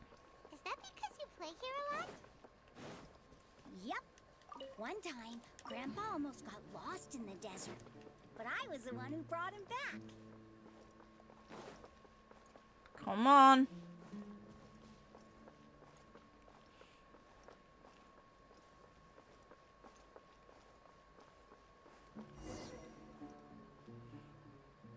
There's something here. What's this? It's buried in the sand. Looks like we'll need to roll up our sleeves and do some work. And Paimon thought running around everywhere was already enough work. Okay. So, we have to dig it out? Whatever's down there looks like it's buried really deep. These are likely fragments of an Academia-developed device, something akin to a headset. Looks like there were more than one village keeper. They must have been escorted this way because there are device fragments scattered around here. Let's split up and search the area. Chances are that we'll find other things nearby.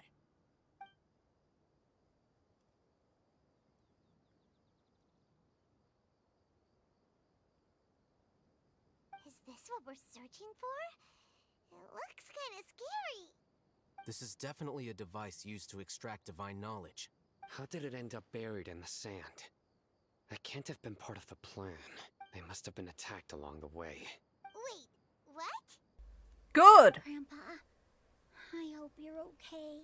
Don't worry, your grandpa's gonna be fine. We can't promise that. Realistically, the kid shouldn't be with us. Razak didn't display any signs of starvation or dehydration, which means that they left fairly recently. We should be able to catch up. One more thing. Given that the device had been entirely covered by sand, I believe the attack must have happened prior to the sandstorm. Let's keep going. They can't have gone far.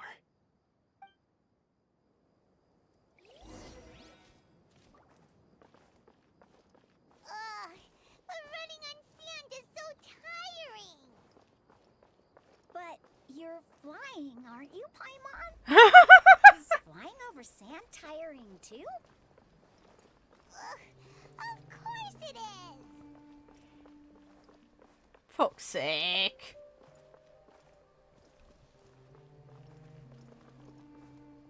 Yes, I know I'm here. Come on. Voices over there. It sounds like an argument. I hope so. Whoa, you have really good ears. Yeah, I can't hear that shit. Let's go. Don't get any closer. They'll notice us. Dia's talking with the Eremites? Very interesting. Let's listen in. If you had informed me sooner, there'd be plenty of room for us to... You're one of us. We would never lie. Scholars.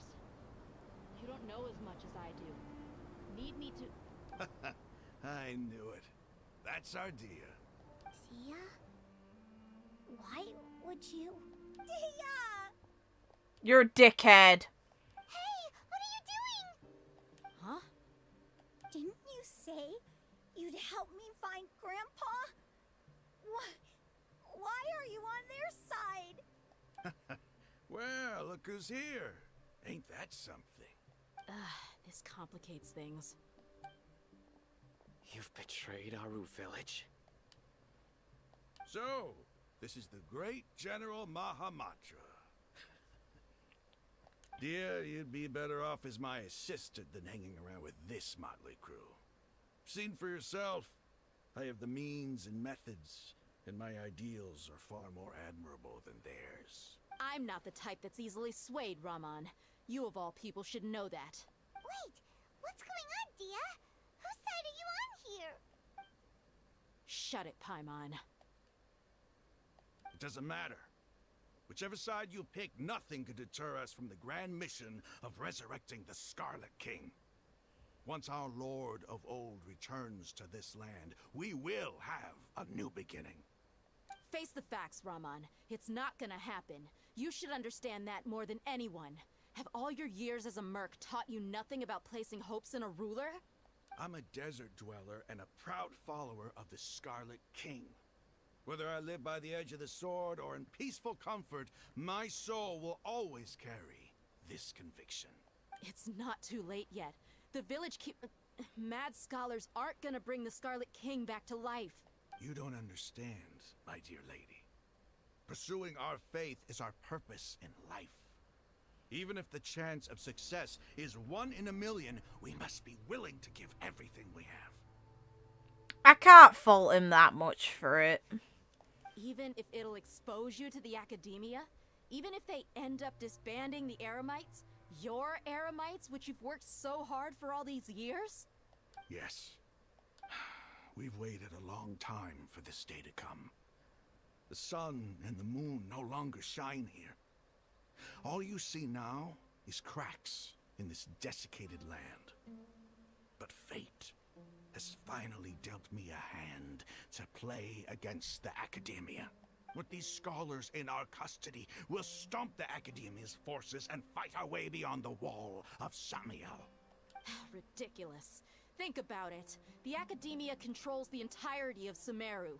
Your powers are negligible in comparison. If you still don't believe me, then try asking these 2 men. They're also against the Academia, but neither of them are as arrogant as you are. They look more like pawns of the Academia to me. Why would I listen to anything the people of Greater Lord Rukkhadevata have to say? Filthy traitors. Your god abandoned all honor and betrayed the Scarlet King. We desert dwellers will never trust the likes of you. It's impossible to communicate with someone so hostile. Perhaps we should. Do you really believe that by kidnapping the scholars, you'll be able to negotiate with the Academia? You think they'll give a shit? These people have no value as bargaining chips, but I could be persuaded to take their place as your next hostage. These scholars were exiled from the Academia. I, on the other hand, am their current scribe, and will be a much greater asset to you. Wait, you can't be serious. So, you want to trade places with the hostages, do you? Precisely. Any wise person would gladly accept my offer. What are you thinking? What if they decide to kill you instead? Well, that would be bad luck for me. However, I'd get the chance to observe the scholars, perhaps even find out the truth. Think you can talk me over with that confident look of yours? I'm not trying to persuade you.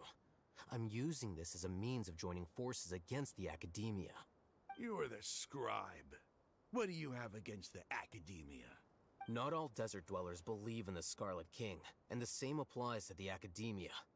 Why must all knowledge seekers approve of the Academia's way of doing things? You Academia scum. Every last one of you is nothing but a hypocrite, just like everyone else on the other side of that wall. I've made myself clear enough. I won't listen to another word from the Dendro Archon's people. Not so fast. I'll hate them. Do you stand by everything you just said? I never make empty promises.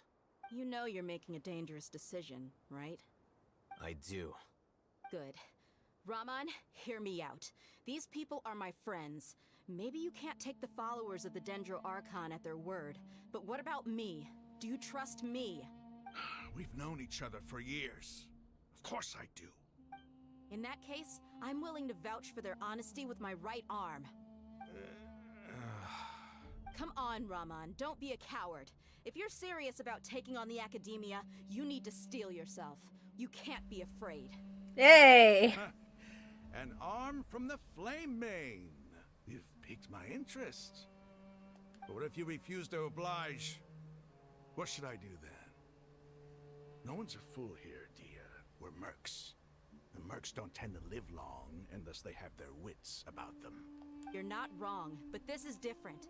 I promised my friends that we'd bring back the village keepers together. Let's do it right here then. Give me your right arm as proof of your resolve.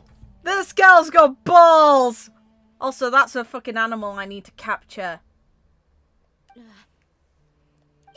to him! He's not even trying to negotiate! He just wants to make things more difficult! That's fine. No! Don't do it! We came here to save lives. One arm for that many people is still a pretty good deal, if you ask me. Raman, I'm holding up my end of the deal here. You'd better not let me down. Don't fuck it! Oh Sure. my god. Go ahead and cut off her right arm. The balls! Nah. No! Dia! What are you gonna do? Think of something! You don't have to go this far. That's not for you to decide. Do it!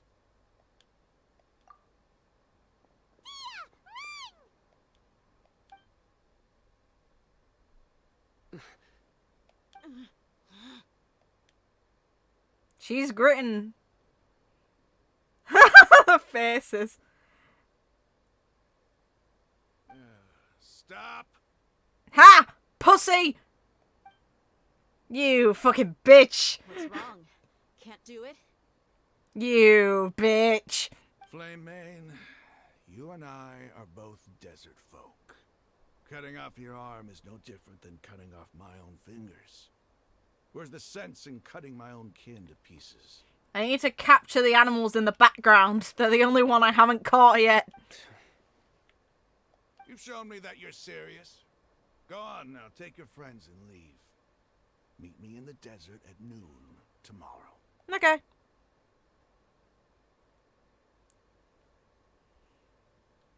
It'd be an interesting playable character. Imagine they just give us a one-armed character.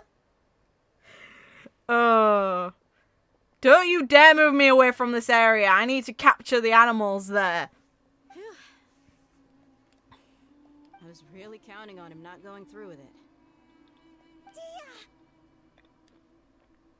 That was crazy! Have you all lost your minds? What if he'd actually cut your arm off?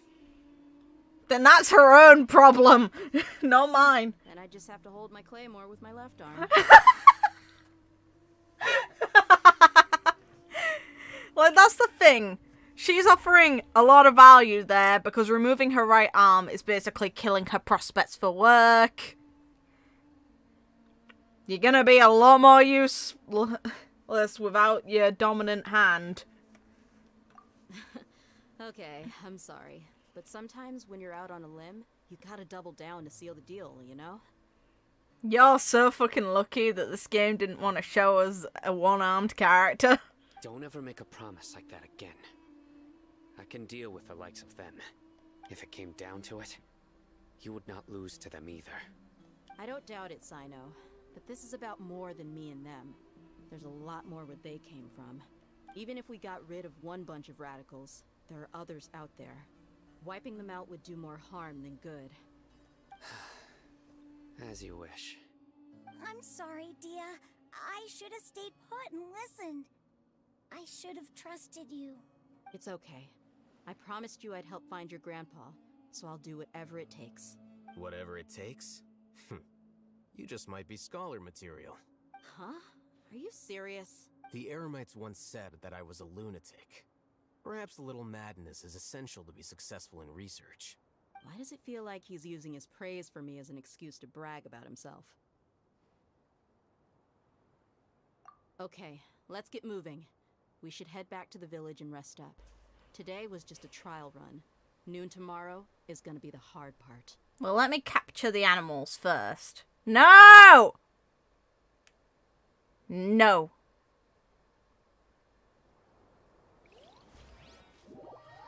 God damn it! Game, I needed those.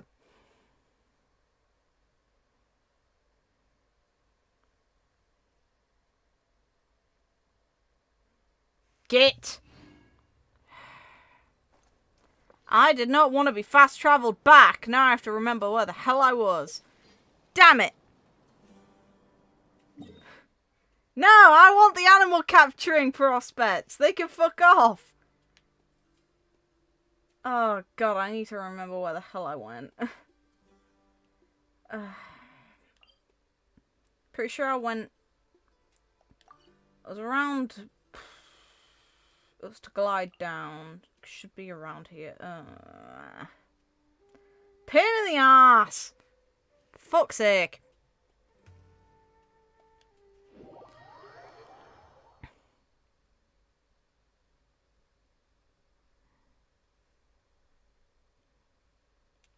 Wherever in this world I roam, I carry memories of my home. This blade. It is the last link I have to the... Sacred Ibis are a pain in the ass to find in this place. I've only found one group of them prior to this, and they all flew off before. I want to capture these animals. They are going in the damn teapot! Land of my birth.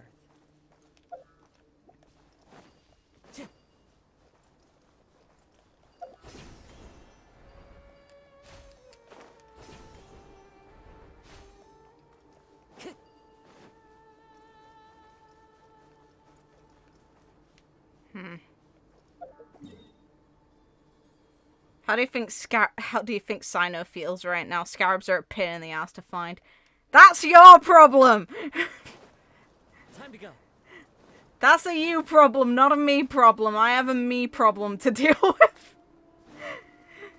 There's an extent of sympathy, but I'm trying to do my own thing right now. Oh, god damn it.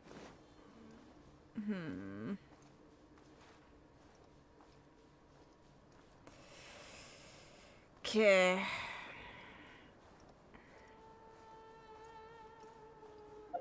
To be fair, should be really close to the exit. Yeah, I don't have a need for Electro either. It's not just you.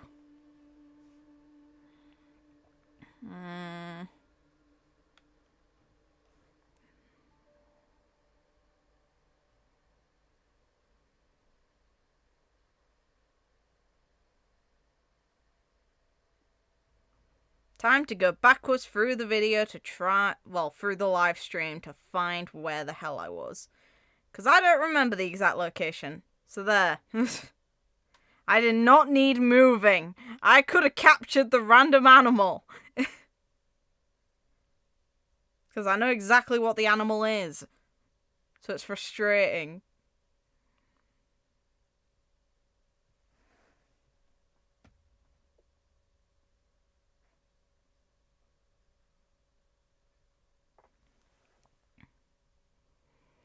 Okay. Sorry, give me a second. I'm literally looking backwards in the stream to find where on the map I was. Or at least get a pretty good rough estimate. Because no, I wasn't paying attention to where we were going. Because I didn't think that the bloody animal would come up. Because the only other area I've found it so far is here. And they flew off when I tried to capture them. So... this is my best shot. Otherwise I have to wait until they respawn, which is annoying.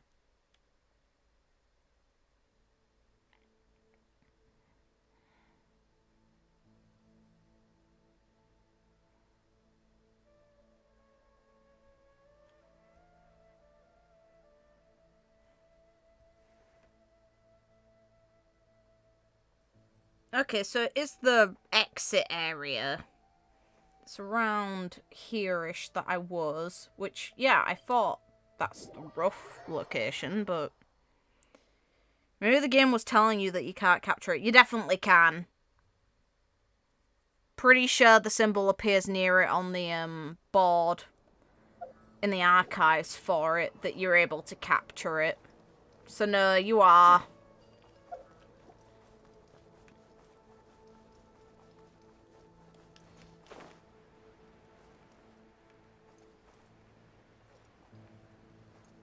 Should be here.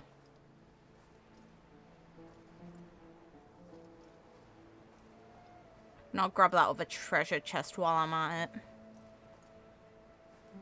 Let's see. All I need is a little bit of movement, then I'll swap to someone who lets me go in real close to the damn birds. There they are! Okay.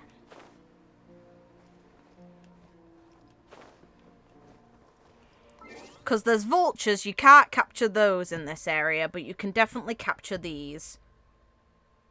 Haven't caught one yet, I just know by looking at the archive. Now, just to be safe...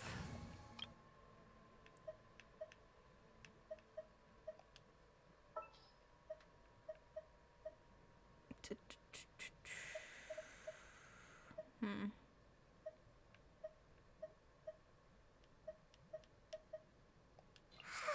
I'm so sleepy.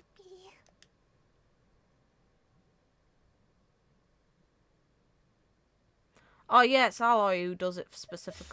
Oops. Same difference.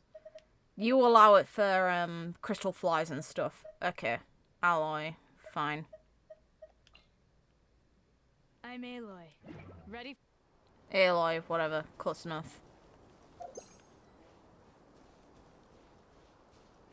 More birds.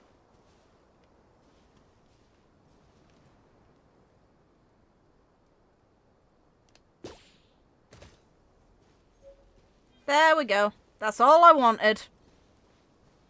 Now, we swap back to our main party and massacre everything here for the chests.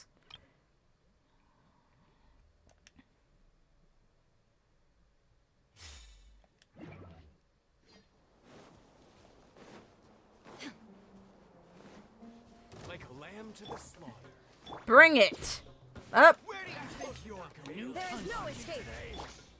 One with nature. Everybody stand back! Come on, pussy.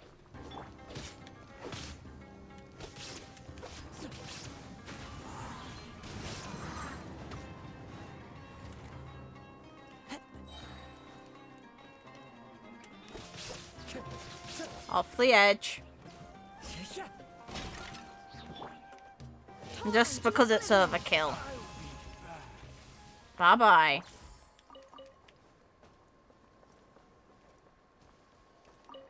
Furniture. No, I didn't want to cook. Who says there aren't benefits to a life of wandering?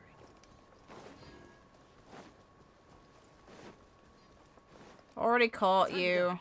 Have no need. Oh god, there's more chests. Okay. You're an annoying one. Okay.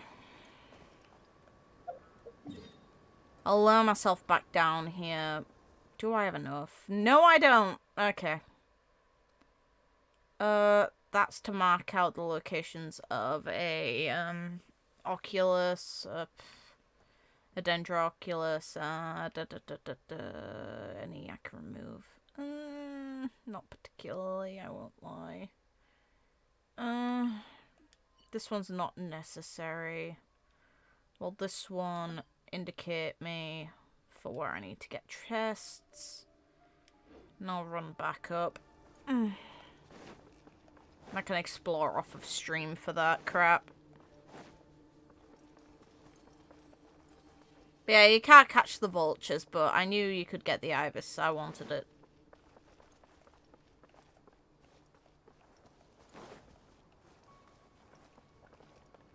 The wind knows me.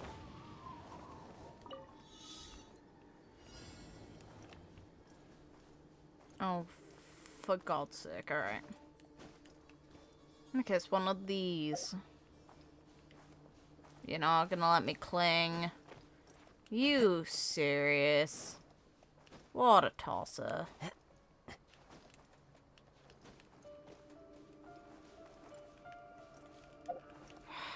Get.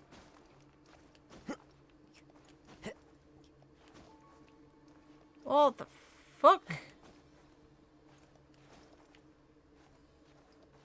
Okay. That's something new. Okay.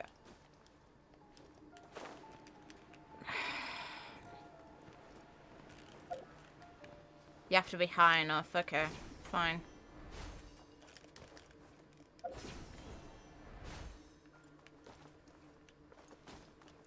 Okay, I'm gonna have to start this from scratch. That's weird, though. I don't like that.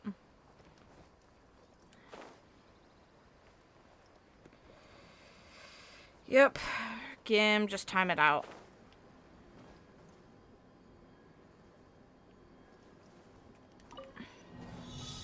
Now you let me. Dick.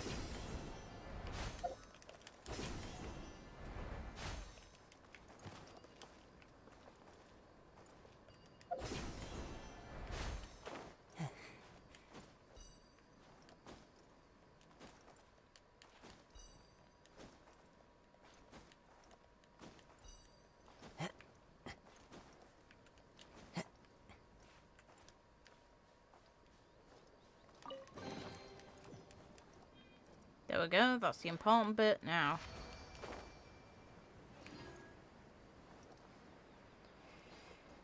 Question is, will they make me come all the way back out here? Because if they do, then there's no point in me heading over there. Because this is where we chose to meet them. So, 6 to 8, fine. Not what I wanted.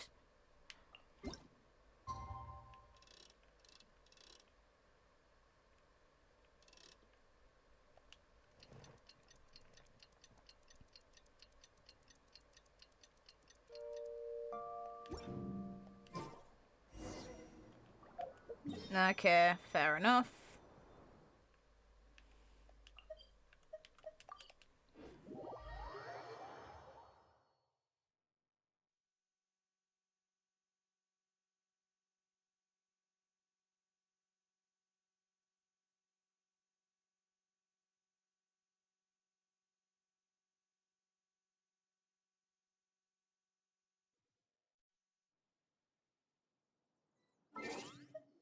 I'll be back one moment.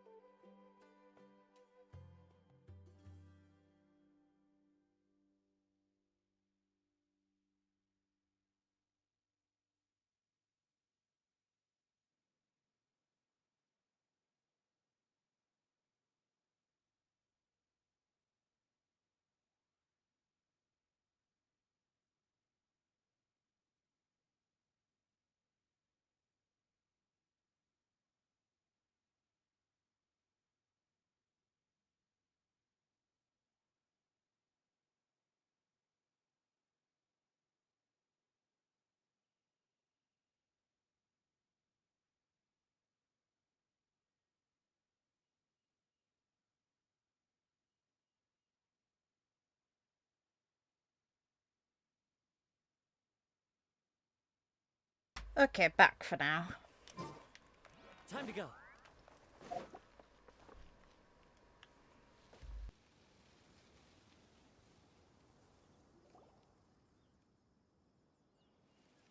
You're all here so early. Looks like we have everyone here. Isak, are you sure you want to come with us? Should the child really be allowed? I'll watch from a safe distance. Dia, I want to be there to bring Grandpa home. Okay, let's go then. Dia, wait. What's the matter? I heard that you were quite reckless yesterday. No more of that today, understood? Or I'll be very upset with you. Fine.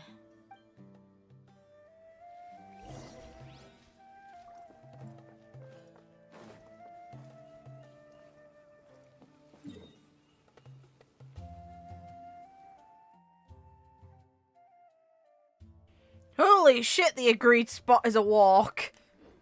Okay.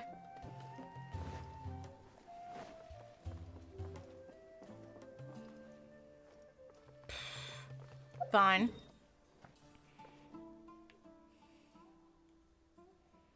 Guess I'm running a bit of distance. It's a good thing I partially explored, Jesus Christ! I was not expecting it to be that far. I thought we were going to go back to the hellhole we were just at. But fine, fine. Let's go. I have a bird to accompany me. That is all I need. It's not the bird, but it is a bird.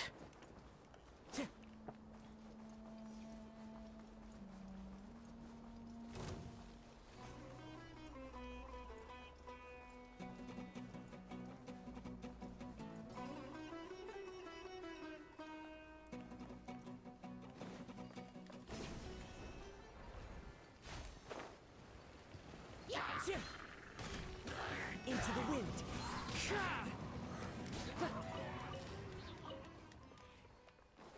Sorry, Canarians, but I've got shit to do. Also, this up close. So pretty. Oh god, alright. The closer we get, it actually transforms the environment. That's badass. You're not precisely what I'm here for, but I'm here for it in a different way.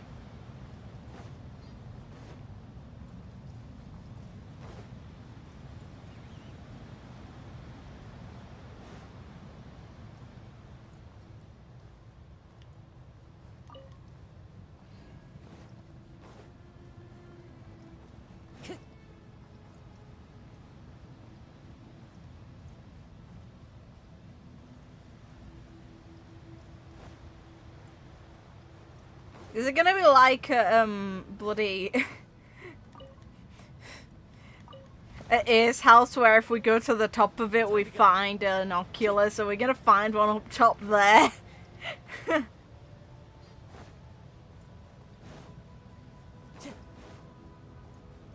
to go. Well, it only makes sense that the scarabs would be near the big fuck-off pyramid.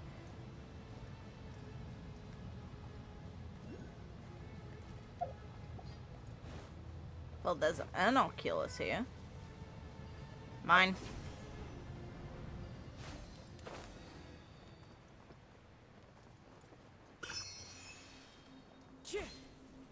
Come on, fight me! The wind knows me. Clouds high. The birds come into the wind. Ow. Teamwork is dreamwork. Illusion shattered. Help! The wind knows me.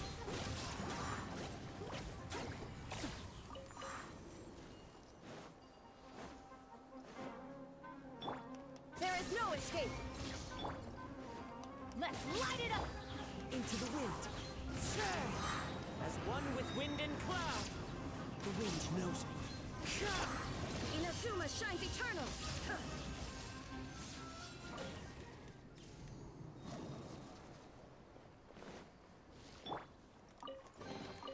Who says there aren't benefits to a life of wandering?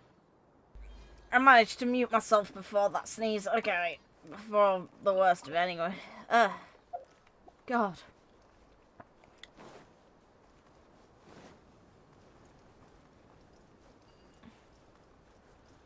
Yet again, looking for the scarab seems like a them problem, not a me problem.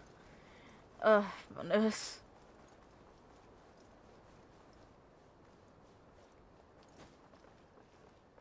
You fuck it. These sorts of puzzles, really. Does it have to be like this?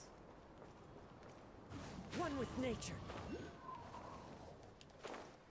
You fucker. Ugh. It's one of these ones.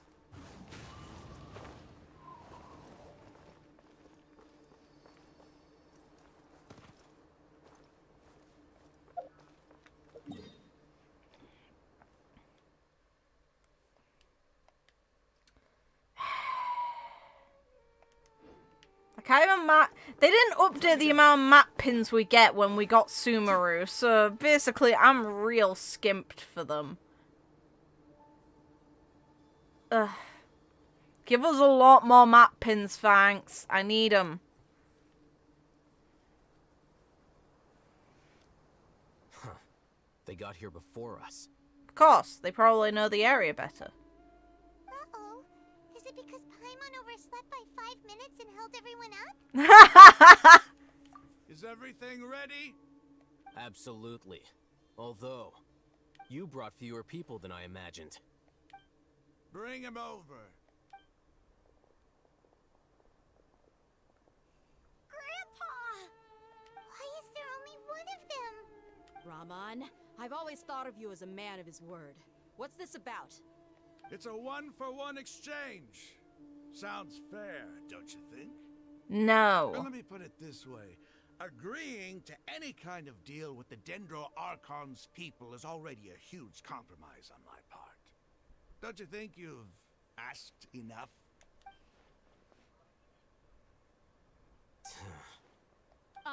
You stay right there!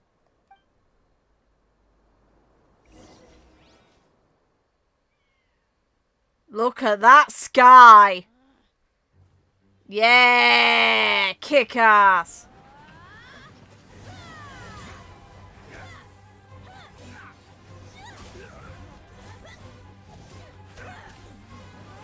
Oh! What do you think you're doing?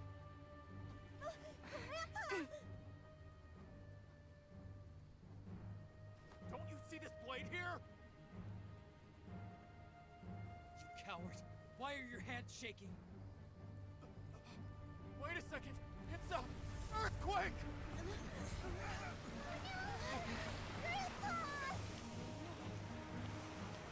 What the hell's going on then? Whoa! Oh!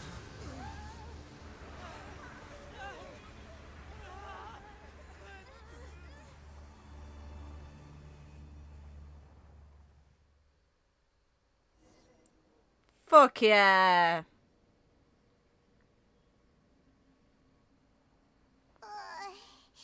Paimon's dizzy. Thanks for the protection, Kusanali. You did us a solid. Now, we have some people to punch at least a little bit.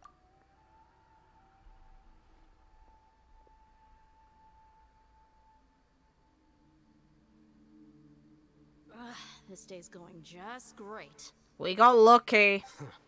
What a nuisance. The sand dune collapsed. I saw an energy field. The village keeper protected us. It glowed green with dendro. Just like you said, it may well have been the remains of Lesser Lord Kusanali's power inside the scholar's body. The Dendro Archon. The present one. Grandpa? Grandpa? Oh no.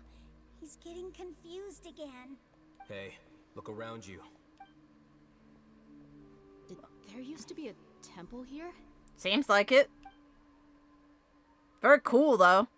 It seems that when the sand dune collapsed, it exposed these underground structures. The symbols How on the gate convenient. belong to the Scarlet King's civilization. This structure must be ancient. Over time, the sandstorms completely buried it and left it in the state we see now. It could have been an underground palace in the distant past. How convenient. We just so happened to end up in it. Scarlet King? No. What's he doing here? And his men too? Kusanali's too nice. You could have let them die. What? They must have fallen down here with us. Pretty lucky if you ask me. Most of them seem in really bad shape. Except for him. He got off lightly. Mind your head. No, this isn't the time for conflict. Our exalted lord has shown us the way to his sacred palace. I don't think that's what's happened here, but hey. He's not actually gonna go in there, is he? I'm cool with going in there. As it happens, I want to take a look inside too. I'll take my law. What are you doing?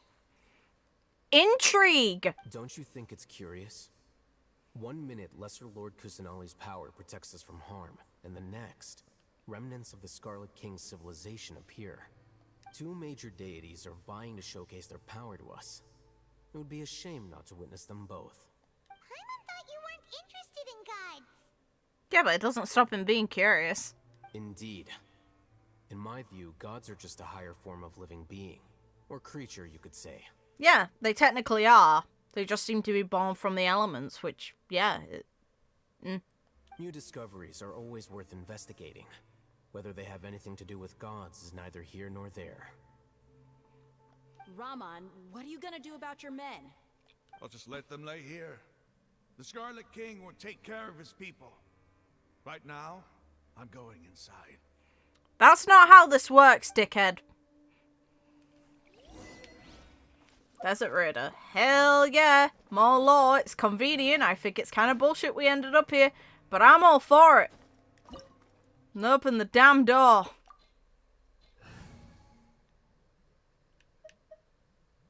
I'm only keeping Collier in to avoid getting fucked over by puzzles. It's not optimum. I know it's not optimum, but fuck it. Just fuck it.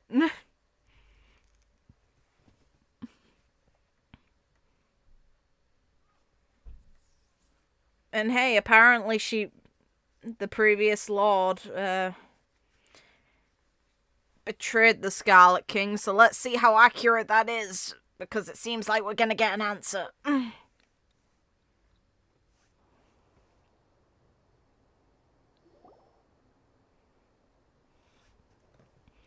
I'd personally rather not ask. I'd rather be totally blind to what's going on. Here. This defies comprehension. It looked completely desolate from the outside. Yet, it flows with energy inside. Yeah, and there's so many plants. It's so pretty. Sir Raman. Huh? Me? Do you see another Raman here? Are you mocking me? What do you mean, sir?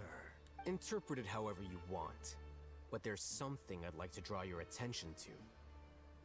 While this structure is clearly left over from the Scarlet King's civilization, the energy that flows in here is that of the Dendro Archon. Yep. Whatever you say. It's not like I have a vision. There's nothing to be angry about. Think of this as an academic journey. It does seem kind of strange. If that's true, then we might have to explore this whole area to find an explanation.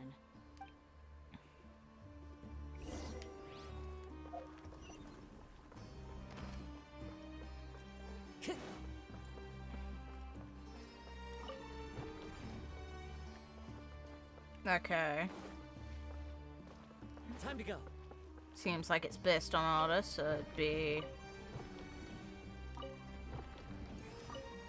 Up.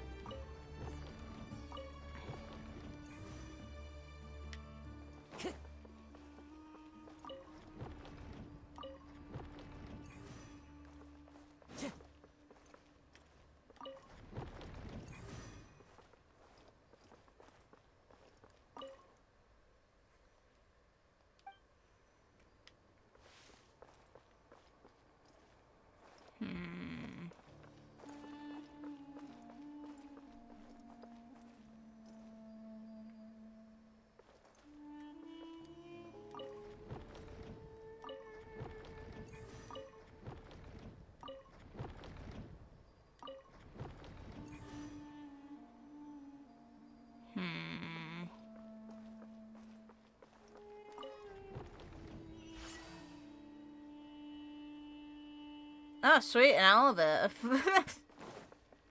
Time to go.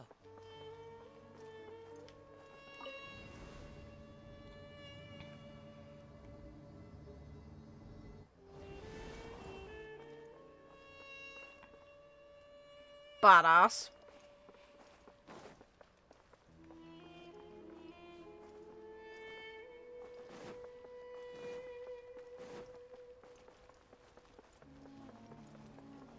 Oh, things to murder. Got it.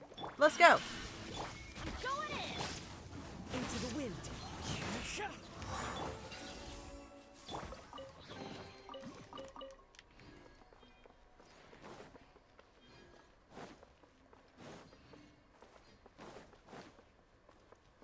Nothing that way.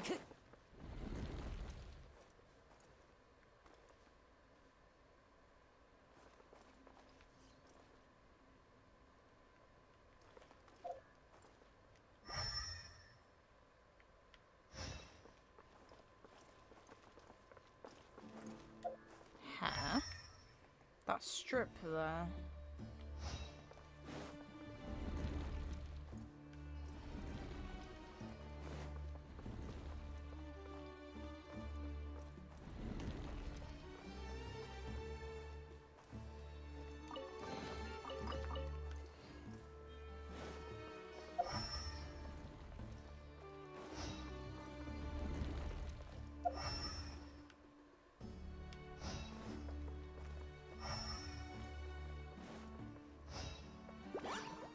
One with nature. Shine down!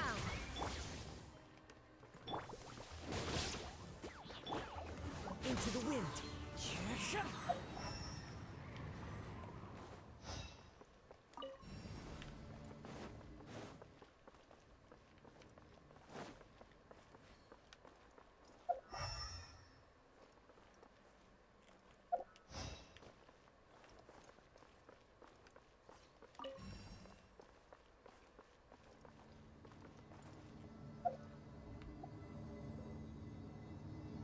No!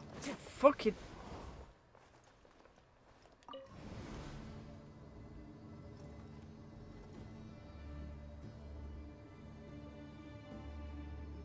I'd say magic is your answer. Bullshit magic is how it's staying lit.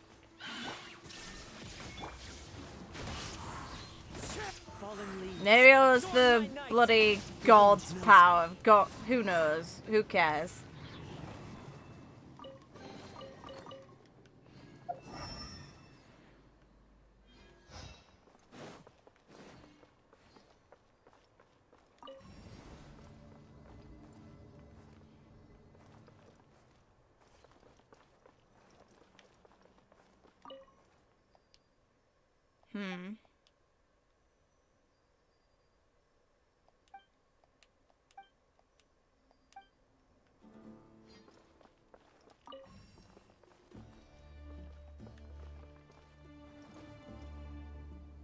Yeah, we just get on top of it.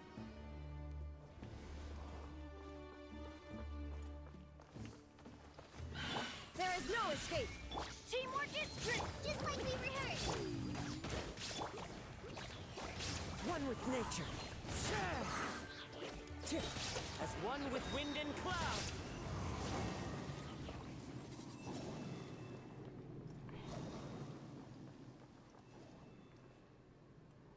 Turn off.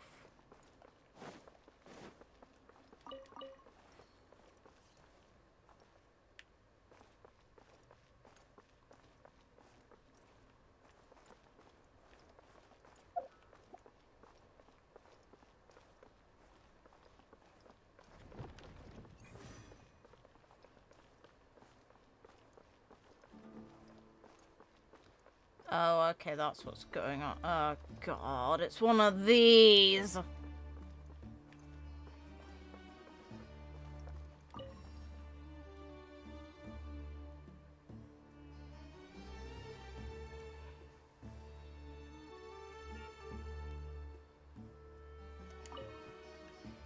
There's that one. Time to go.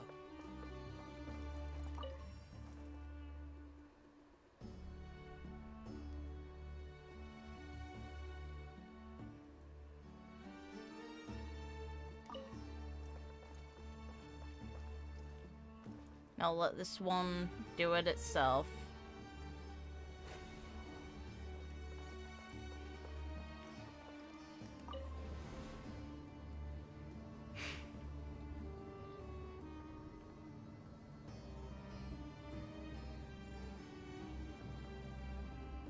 Oh, tree roots. Oh, now that's a sight to see. The Scarlet King's splendor surrounds us. Oh, shut up, you vegetation dipshit. here. It's different than what I expected. Sure are a lot of plants for a desert. That's what I call divine providence of the Scarlet King. No. It's Dendro. Very neat, though. Very convenient elevator, what the fuck? Okay. It's one of those, fair.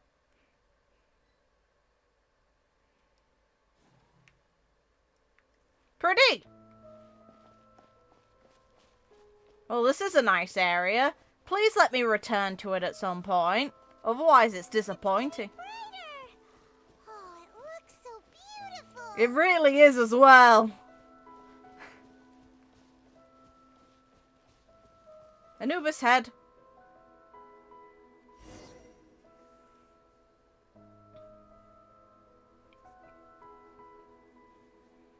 So, Wait. What's that? A load of flowers. And it looks like there's something among them. It's a grave. These are Scarlet King runes. They left something behind. Yes. It's an elegy written in an ancient script. What does it say? Here lies our faithful priest Kasala. His wisdom is a miracle among the people, deserving of high praise and admiration. You can read ancient Scarlet King script? Of course. Every student needs to master at least 20 languages before they graduate. Fuck that, man! No, no. He's not serious, right? He probably is, which is the scary part. There's still something off about this place. The elemental energy here is too concentrated. The scent of life. Is it trying to tell us something? Is this it? Analyzing. Oh! Tech! There seems to be a hidden message among these skeletal remains. Excellent. There's a device from the Scarlet King's civilization in this gravesite. I'll transmit the information over and project it for everyone to see. Hey! Isn't sharing knowledge against the Academia's rules? Why are you complaining? Shut up. Yes. However, under the circumstances, I'd prefer you to see this for yourself. You'll understand after watching it. Okay. More cutscenes? Come on, give us an animation. Or give us images. Yeah! Artwork! Civilization is born of knowledge, but so too can knowledge be its demise. A disaster caught us unaware. It was knowledge that did not belong to this world. The Scarlet King brought this forbidden knowledge into our world, and it quickly spread like a plague. People's minds were filled with crazed whispers. Dark gray scales spread across their bodies. Salazar came from the Even forbidden land knowledge. was stripped of its vigor. Only a desperate, deathly silence remained. Were it not for greater Lord Rukkhadevata from the forests, the damage would have been irreversible. That design! He summoned the priests to build temples and infused into them the divine power of life. The Was I disaster right? was miraculously tempered, and the embers of our civilization were preserved in Aru village. Alas, the miracle could not last. As long as forbidden knowledge continued to exist, it would forever blight this world. In the end, the proud king of the desert, My eternal Lord chose to sacrifice himself. I have spent my whole life since guarding one of these many temples. But now, my duty is coming to an end. As I close my eyes for the final time, the sight of that noble deity will appear in my vision once more. In helping the Scarlet King to eradicate forbidden knowledge, she exhausted her strength, and her form became that of a small child. Same god! Yes! Now that I think of her, I no longer have any fear of death. Why the fuck is her mind reverted? The spirit of life will abide with me during my eternal sleep. Children of the desert, cling no longer to past grievances, but hold tight to the memory of this act of benevolence.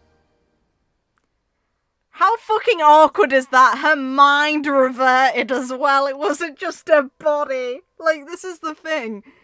This basically means that her people abandoned her because it's very likely that the scholars had to have known. They went and fetched her immediately. Wow. So they're ditching Rukkhadevata in order to get a new god because they think they're past that, or they think their own god is too weak now. Wow. The priest's memories. No, impossible. But yeah, this is why me being a nitpicky arsehole is actually a good quality, because it just leads to fun shit like this. Greater Lord Rukkhadevata. So the former Dendro Archon and the Scarlet King were never enemies at all. Quote-unquote former. Same god. Why is there two different titles for it, and who fucking cares? So yeah, the people still believe in the right god. But this doesn't make any sense. The Dendro Archon's followers, they're clearly... Was that the former Dendro Archon? She became so tiny in the end. And who do we know who's tiny and got Dendro powers?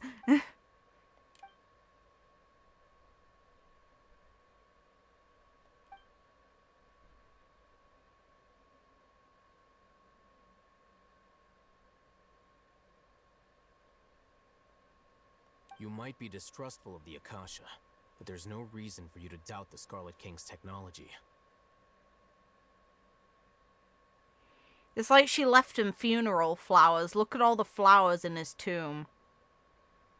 Oof. You've just witnessed his priest's last words. I've never heard about any of this before. Of course you haven't. The surviving followers of the Scarlet King all gathered in Aru village. Our god did not make mistakes. We refused to believe any of the rumors. The Scarlet King's death, the all but total annihilation of our civilization. It was all Greater Lord Rukkhadevata's doing. No. We saw her as nothing more than a traitor, who stabbed us in the back in our moment of crisis. Just like us humans. Fighting, feuding, double-crossing each other to survive in the desert. You were blinded by your prejudice.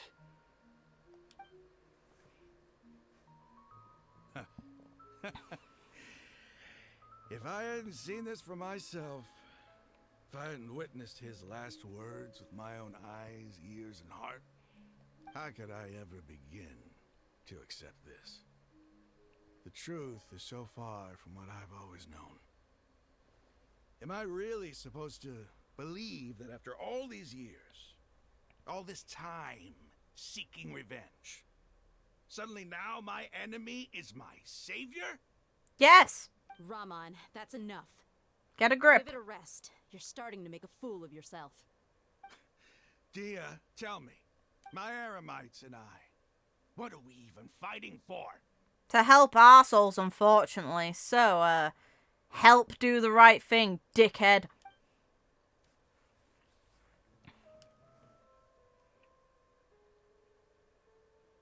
Hey, how you doing? I'll live. Thanks. I should probably go. Can't just stay here forever. What's your next move gonna be? Oh, I know what you're going to ask. I feel deeply ashamed of everything I've done. You'll get everything you're asking for. Good. But please, give me some time. After everything that's happened here today, somehow I need to explain it to the others. Yeah, that's fair. It's not gonna be easy.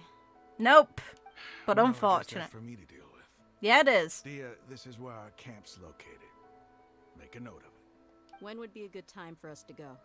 Tomorrow, I'll convince everyone that we're all on the same side. And I'll return every last one of your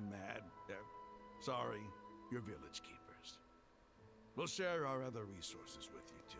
Thank you. Now. We seem to finally understand that our true enemy is the sages. Yes. The gods never gave up on anyone.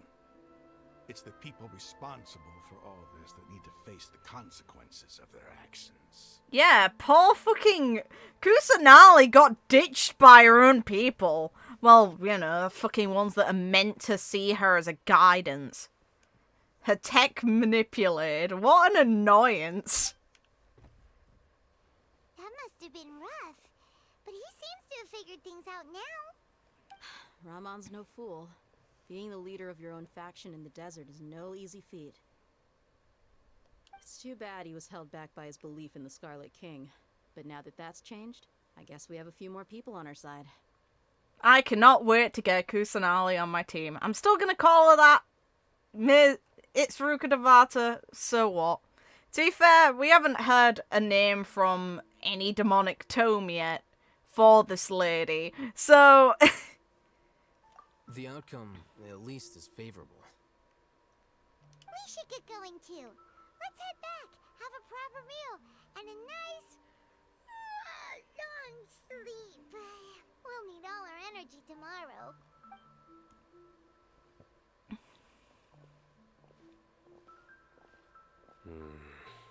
Well, so were you. Yes, it was probably your ancestor. He was wearing the same shit. Let's go. Come on, boy. It's almost like he's paying his respect. Ah! Paying his respects. Attaboy. Can we come back here? Look how pretty that is. The tree's got a fucking galaxy in it. Come on.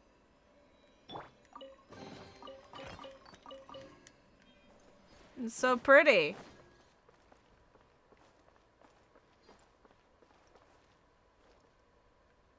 The colour of the plants make me think of electro energy. It makes me think back to areas of the islands in Inazuma. Back to the cherry tree itself.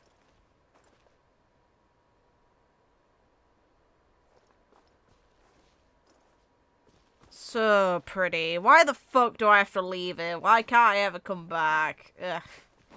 This better be a returnable area. I'm gonna be miffed. It's so pretty. Can the new teapot area look like this? It's so pretty.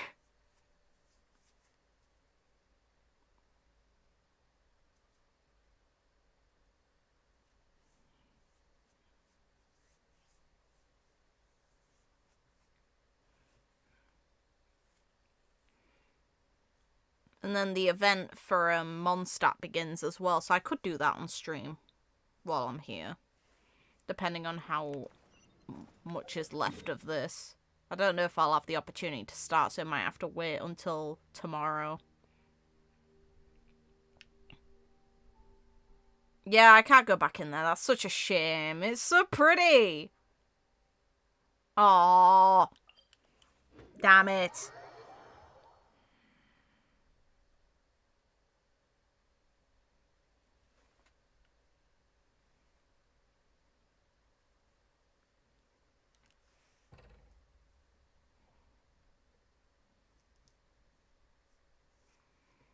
This brings up some interesting questions, though, about the gods themselves and how they physically work. Because we know that their forms, to an extent, either are natural or representations of what they want to be perceived as, because Venti intentionally chooses to take the human form of his dead friend. Meanwhile, A and her sister seem to have naturally been born looking like humans, while Zhongli is meant to be a dragon, so he's just taking a humanoid form. So how in the hell can that would mean that Rukkhadevata is initially human-like-esque, and by removing power, her physical form regressed. But the thing is, what would regression be to a god? They don't initially start off. Are they born as children and gradually grow? Or have they always been like that? Because I'd kind of believe that they've been like that since the beginning until now. Now you shall perish.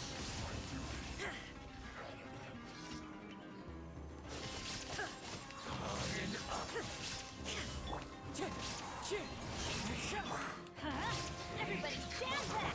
Shine down. Into the wind.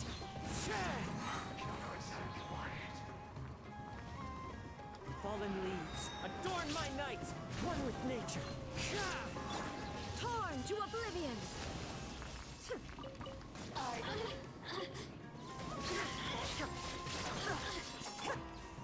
The wind moves me. Let me amuse myself. Adventure time. This is a lot more enemies than I expected to deal with. As one with wind and cloud, one with nature. There we go. Give me treasure. Fateful offering.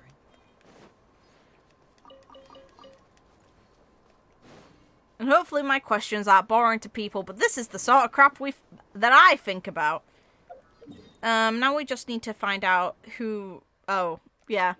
Actually, that's a 4. There's nothing to stop gods from interacting that way with humans either.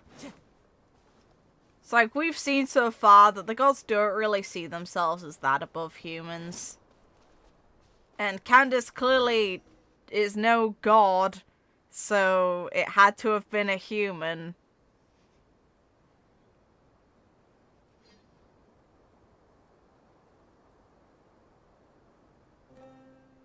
Raman, we're here. Everything's been arranged. Someone will bring the village keepers back to Aru village shortly. Thank you. I guess all I can say now is thanks for agreeing to help. Ah, don't mention it. I think we can both agree you went to hell and back for it. Yep. But we share a common cause now. From here on out, we're allies. Yeah, so let's raid Sumeru City purely for the way to get rid of the academia so the god can take their rightful place back, for fuck's sake. Where are the perpetrators? I'll bring you to them. Follow me. Hell yeah! Meaning we're probably going to be fighting a godlike skirmish. So these are the people who kidnapped the village keepers. Hi. Oh no, it's the scribe! There's no need to yell. No one can help you now.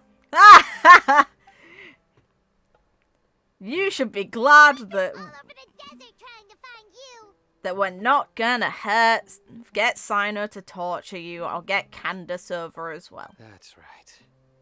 Ah! He will, though. He's gonna hurt you. General Mahamatra? No, no. Make it quick, please. Swift and painless. No! That's not fun! Whoa. The moment they set eyes on Sino, they turn pale like they've seen a ghost. Good. You should have known that I would be coming for you. Wait, we were just following orders. You know what I'm talking about, right? There's no way we could have done all this by ourselves. No, not Sino. He's gonna tear us limb from limb. I could do worse. Please have mercy. You guys have the equivalent of a grater, right? Start talking. Otherwise, I'll have to resort to other methods. So, your superiors have kept you quite busy recently. Why? What are they trying to accomplish? They, wanted to extract canned knowledge. Don't play dumb. You know what I'm really asking. They extract divine canned knowledge. Then what? I really don't know how to explain it. Well, you better start talking or you'll be sorry. You don't want to make things any more difficult for yourself, do ya? Be my guest.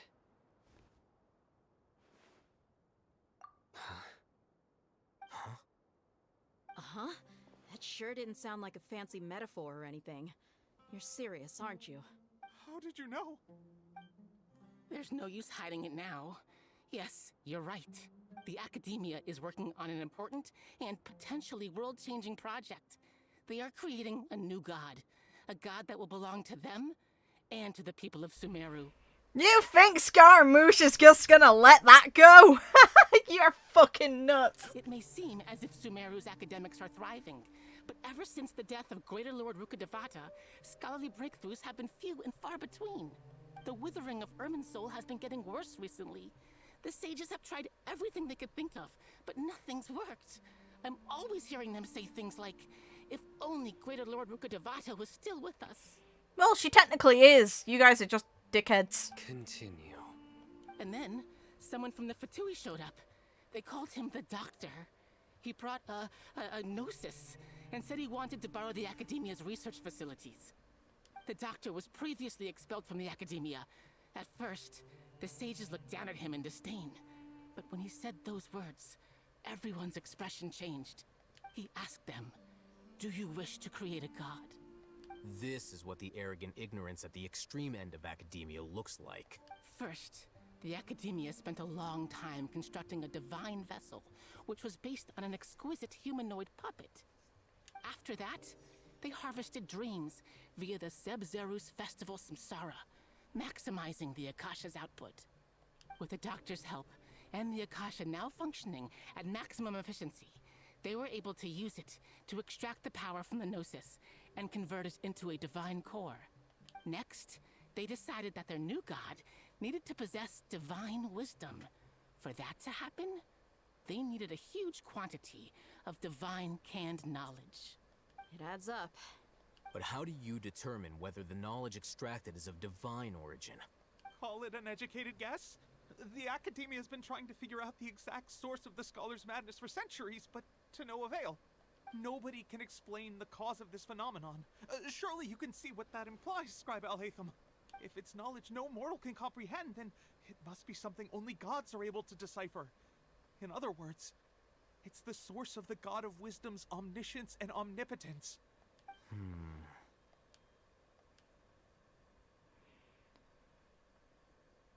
It will be the You Balladeer. must have noticed by now. The Academia doesn't care about who their god is. It's the ability to exercise control over knowledge and wisdom that matters. It is as if they are cursed with a desire for omniscience and omnipotence that burns in their blood. Which makes them stupid. Some organisms demonstrate phototaxis, and thus orient their entire lives in respect to sources of light. For the sages, their only source of hope is the existence of a deity who embodies the acme of wisdom. This is but a form of phototaxis. For many scholars, the absence of a god of wisdom means stumbling in the darkness for the duration of their lives. Then what does Lesser Lord Kusanali mean to you? Is she not a true god present in this world? If you already have a new god, why try to create another one? Because they don't see her as wise. From the beginning, the Academia has never treated her as a god. Yep. When the Academia first discovered Lesser Lord Kusanali, the newborn god of wisdom, the sages hoped that she would be as wise as Greater Lord Rukkhadevata. But upon evaluation, they found that at the time, she possessed no more intelligence than any ordinary human child.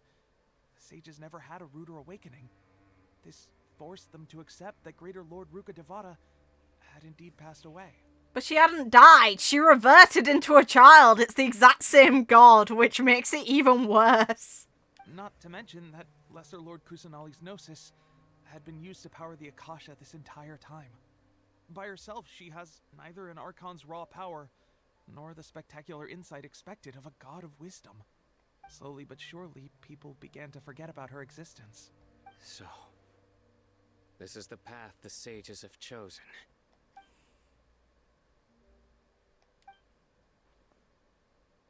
All right, let's try to keep our cool.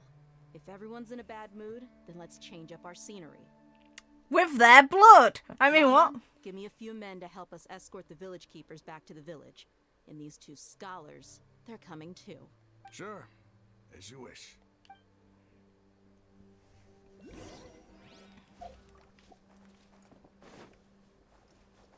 Don't worry, Nahida, we'll beat the fucking shit out of them. They'll be fun.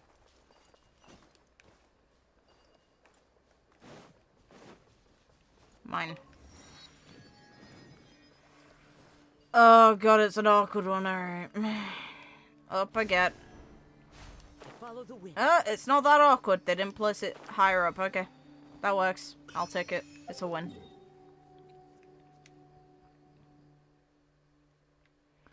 I'll run down there at some point soon. It can wait for now.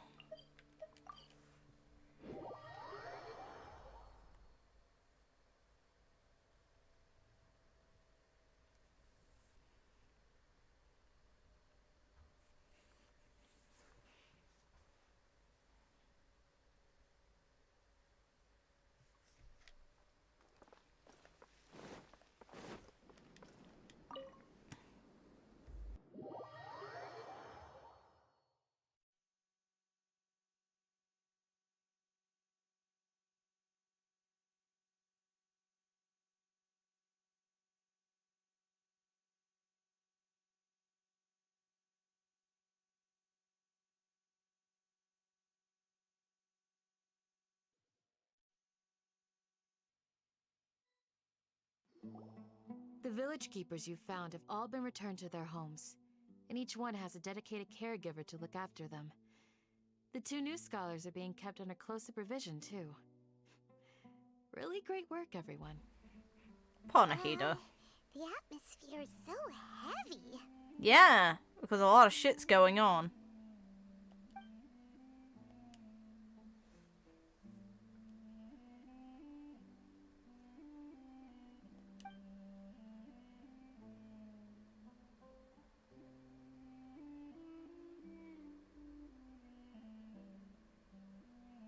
Hey, say something. Stop spacing out. Come on, is there nothing left to talk about? In that case, let's all get some water and try to think about something else. Or I can go fetch some snacks. Snacks would be good. Oh, Paimon's so coming with you. Of course you are. Do you have any plans, traveler? Gods above, you're not talking about work, are you? So you were still withholding some information?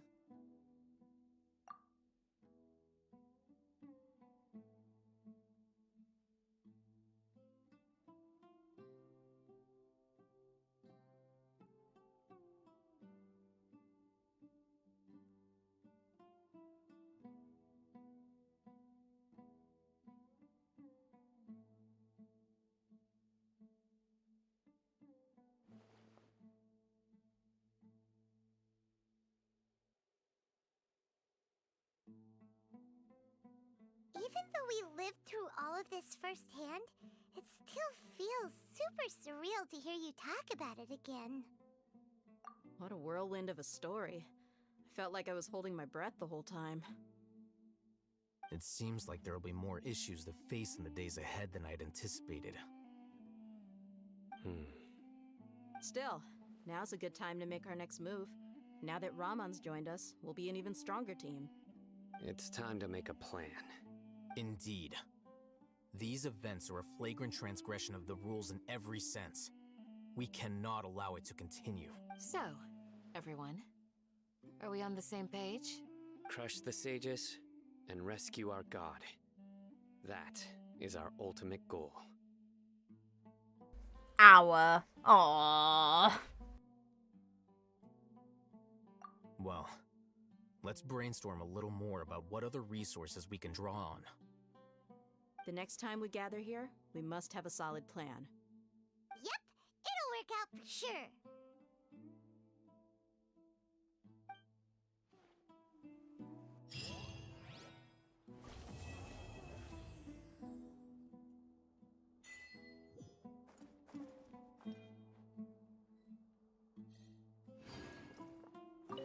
You must let me know if there's anything I can do. Though I cannot leave Aru Village, I can't help but feel stirred when I see the looks in your eyes.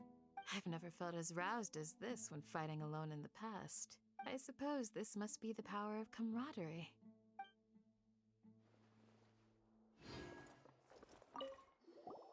Don't rush. This is a big undertaking, and the planning and preparation for what lies ahead will no doubt take some time. Take it slowly. We need to make sure the plan is as effective as possible. He's starting to read his book again. Hey, are you even listening? Would you like me to lend you something to read? No way. Your books aren't quite to Paimon's taste. There's too many words in them. Paimon's brain will fry. I know that we like the idea of emergency food, but it might get overcooked if we deal with it too much. I was joking. I know my books are far too difficult for you, and I have no intention of lending them out. Ugh, you're so annoying. Also, it draws questions to what Paimon's deal is as well. Since, obviously, the god that... If Paimon is secretly a deity, the closest one we have to reference is the bloody one from the very beginning of the game. But in that case, what the hell happened to that god? In the past, I never imagined that even the gods could suffer from hardship. Bro, let me introduce you to A.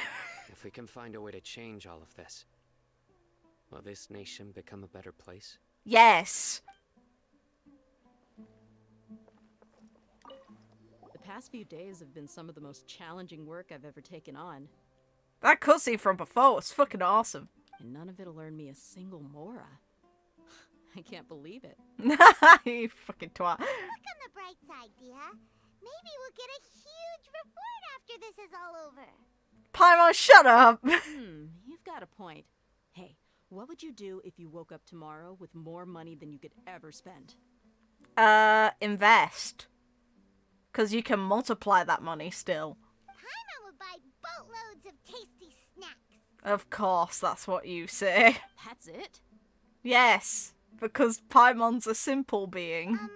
And maybe some tasty drinks as well? God's sake. How adorable. Well, here's to all our indulgent fantasies. If there's a chance they can come true, I'll give it my best shot. And here's hoping that everything we do from now on will change this world for the better. Bloody up.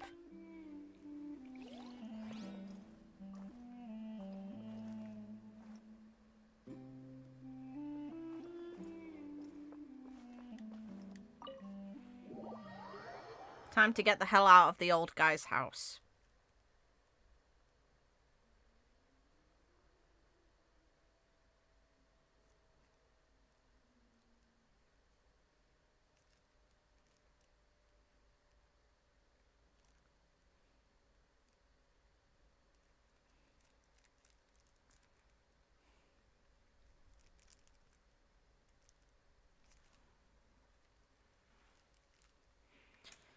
I may as well start the new event. It's like I doubt I need to show the mini games on stream. Because it looks like... Oh, quest. Time to go. I'll nab the quest. I'm not going to do it though right now.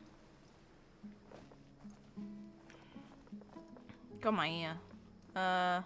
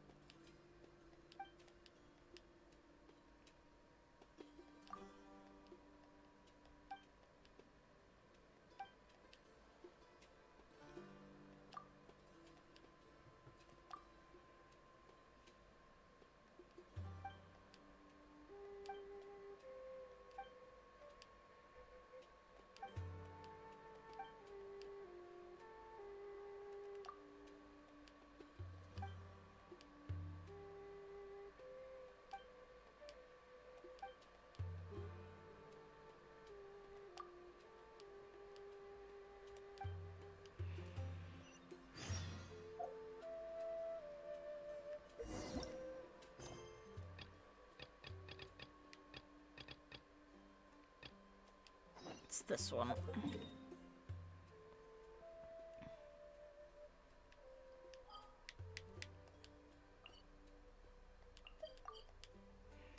Time to do a festival where Venti managed to persuade everyone to give him free booze. What a god. Fucking twat.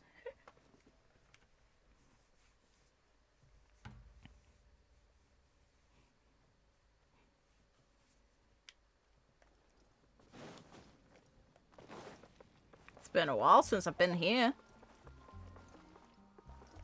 I saw that game. Yeah, the festival just came up. Let me just confirm. Yes. Today. All tasks on the checklist are complete. Traveler, Paimon, we are grateful for your assistance.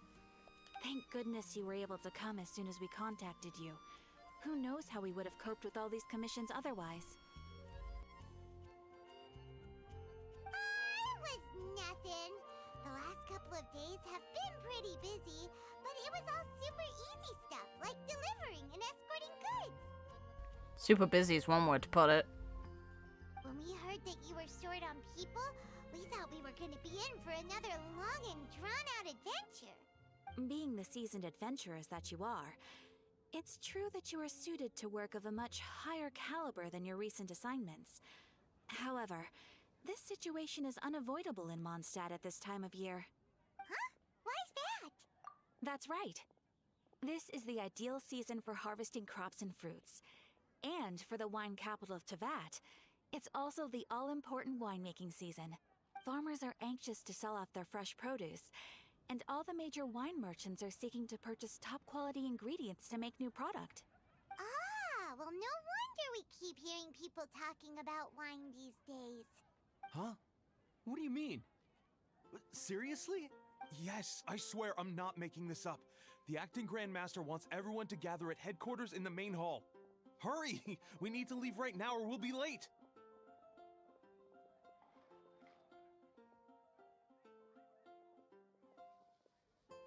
Hey, wait up! Why do those two knights look so flustered? Hi, Kaya. It's been a while. Well, hello there. If it isn't the Traveler and Paimon. What a rare pleasure. Kaya! Just the person we need! Why is everyone running off to the Knights of Favonia's headquarters all of us? Don't worry. This isn't one of those occasions where you need to come to everyone's rescue. All that's happened is that the Knights of Favonius have just received a letter from the Grand Master. Acting Grand Master Jean will be convening a meeting in the main hall shortly to go through it.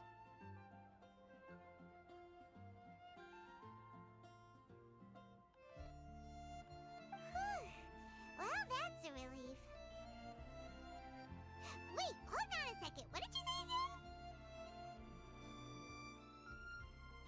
The Grand Master of the Knights of Favonius? Isn't that Varka?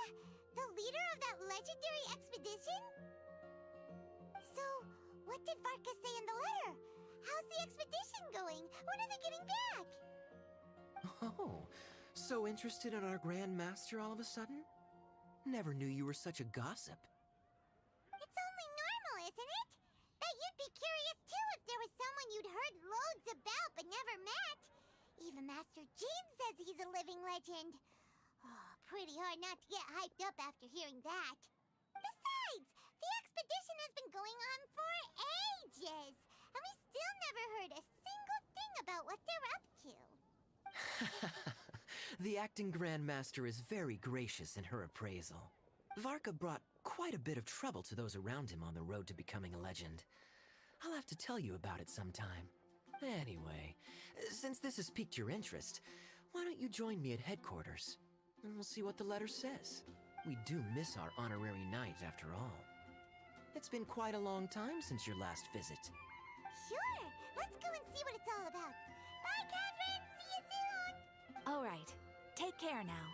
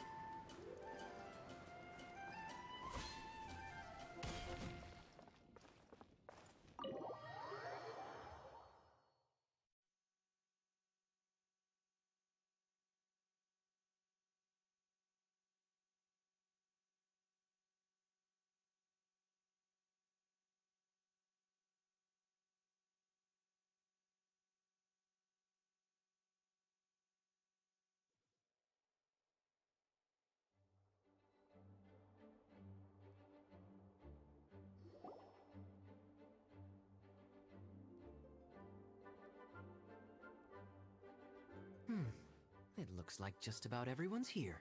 Hey there, cutie. Paimon. I didn't know you two would be coming. So you heard about the letter? Yep, we ran into Kaya near the Adventurers Guild. Oh, wow. Paimon's never seen so many people in the main hall at once before. Oh, Paimon's getting kinda nervous now. Don't get too carried away, alright? If I know the Grand Master, the fact that he has the time to be writing letters means it's probably nothing serious. It certainly won't be bad news. Kaya's exaggerating a little, but otherwise I agree. After all, Mika's not the kind of person who'd be able to keep it hidden if something were the matter. The truth would be written all over his face. Over there, look. The kid standing next to Jean in front of the staircase? He used to be a land surveyor in Eula's team.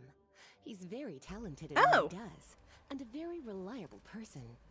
When the expedition team set out, the Grand Master appointed him to be the core member of the frontline team. He's the one that brought back the letter. Please, may I have your attention, everyone? Now that we're all here, let's begin reading out the letter from the Grand Master. Mika, please, go ahead. Yes, Master Jean. Right. Hello, everybody. I am Mika, surveyor of the Reconnaissance Company. Recently, I have been taking part in an assignment with the expedition team. I will now be reading Grandmaster Varka's letter aloud for you all. It looks like he's wearing bloody Dvalin's feathers. To the Knights of Favonius. Greetings, everyone. This is Varka. The first thing I want to say to you all is, please put your minds at ease. The expedition is safe, and all of its members are accounted for. Oh, that's fantastic news. My palms are sweating. May I continue? Go ahead, Mika. All right. Now that your fears are allayed, I trust you'll be ready to listen to the rest of my letter. I'm writing to you from the northernmost reaches of Teyvat by the light of a stove. The expedition forces are stationed here while we restock. I once told you that the purpose of this expedition was related to a dangerous secret from days long past. I am still unable to disclose more than this, but suffice to say that you needn't worry about how our mission is progressing. In the past couple of months, we received an unexpected visitor. The Fatui Harbinger known as the Captain. The Captain? I am fully aware of the Fatui's outrageous actions in Mondstadt in recent history. Nevertheless, the Captain was not hostile towards us on this occasion. Interesting. Open parenthesis. I rather suspect that's because this time, Snezhnaya and we are in the same boat. Close parenthesis. The man hides everything under the mask he wears, so no one can know his past or his origins. However, one thing is for sure. He is as hard as iron for having the courage to challenge gods as an ordinary mortal. I don't doubt that he could even take out a ruin guard by stabbing it in its big, glowing eye with one of Klee's crayons. Don't get any ideas. Close parenthesis. Oh, I need to see that now. It'd be too great. Someone needs to animate it in the community. Our scouts have confirmed that the Captain received orders to head for Natlon 3 days ago. We'll be able to sleep much better now that we don't need to worry about him anymore. I will admit that some of his actions have helped us, but even then, he owed us at least that much. This year's Weinlesefest must be kicking off in Mondstadt any day now. What a great pity that this year, once again, we will be unable to spend the festival together. Everyone here is always thinking back fondly upon the fine wines of Mondstadt, as well as the happy times we have spent with each and every one of you. I hope that you and all the citizens of Mondstadt enjoy the festival to the fullest. Have a few drinks on our behalf. The Dawn Winery's limited edition Weinlesefest seasonal special will do nicely. May Lord Barbados bless Mondstadt, and may the wind carry our sentiments back to your side. Varka. P.S. If you're wondering who's tougher between me and the captain, well, I'm the Grand Master. There are 10 captains in the Knights of Favonius, but only one Grand Master. Ah ha ha ha ha. His left, not mine. The letter ends here. Thank you, everyone, for your attention. Thank you, Mika. Master Jean, I just noticed that there's something else written on the back of the last page. P.P.S. I ran out of paper, so I'll add this here. Lisa, the following is a message for you. This part seems to be from the Grand Master to Miss Lisa. Oh, for me? Seeing that it's a special message, Lisa, we'll discuss this in private. Everyone, as the Grand Master mentioned in his letter, the Weinlesefest is in just a few days. And how fortunate we are at this time to receive word that all is well with the expedition. Though they are unable to return to Mondstadt and spend the festival with us, the Weinlesefest will nonetheless be a major event that all of Mondstadt is looking forward to. I hope that everyone will guard your stations and perform your duties, both for our far-flung colleagues involved in the expedition and also for the hardworking people of Mondstadt. And of course, during your time off, I hope you will be able to rest, relax, and enjoy this long-awaited festival. That brings our meeting to a close. Dismissed. Did Paimon hear that right? They ran into the Fatui's captain? Who knows what that was about? But it must have been important. But, Fatui Schmatui! The real big deal here is the Weinlesefest. Sounds like there'll be loads of free food and drink. Paimon wants to hear more. Hey, cuties. How about we go and chat with Jean? You didn't get a chance to say a proper hello with so many people here. Sounds good. All right, let's go. Writing her a special message. How awkward. God's sake. Oh. Hi, child. Hi there. You must be looking for Captain Kaya? Please, don't mind me. It's so funny to imagine this guy working under Eula. Wait, but what? Oh, jeez, Captain Kaya, what should I say? Oh, Mika. How have you not changed one bit after being on the front line this long? You were just asking me about the Storm Terror incident, weren't you? Well, allow me to introduce you to the legendary Honorary Knight. That's right! And also the legendary Paimon! Hi there. You guys are so strong. I'm in awe. I have to go and report it to Manila now. Please excuse me. Aw, he just left. Well, that's too bad. Paimon was gonna ask him all about the expedition. That is a pity, it really is. But don't take it the wrong way. The way he sees it, every pair of eyes in Mondstadt is focused squarely on you. Give it some time, and this will all sort itself out. Next time you see him, I'm sure you'll get along just fine. Okay, we can bloody hope. In fact, let me share a little secret with you. Try talking to him about exploring the wild. You'll win his trust in no time. Okay. Better than nothing. Anyone else? Nope. Okay, and here we go. Hi. Ah, Lisa. The Grandmaster's letter is just on the table. Traveler, Paimon, it's been a long time. Apologies, I didn't get the chance to talk with you during the meeting just now. Considering you know who Venti is, are you really going to encourage a festival that gives him free booze, Jean? If you don't have any plans in the immediate future, why not stay in Mondstadt for a while? We'll be celebrating the Weinlese Fest very soon. Also, I like her outfit update. I know that people complain about the fact that there's censorship in the game. Yeah, I guess. I actually think this is an improvement for her specifically. It looks more like a full uniform now. Don't be deceived.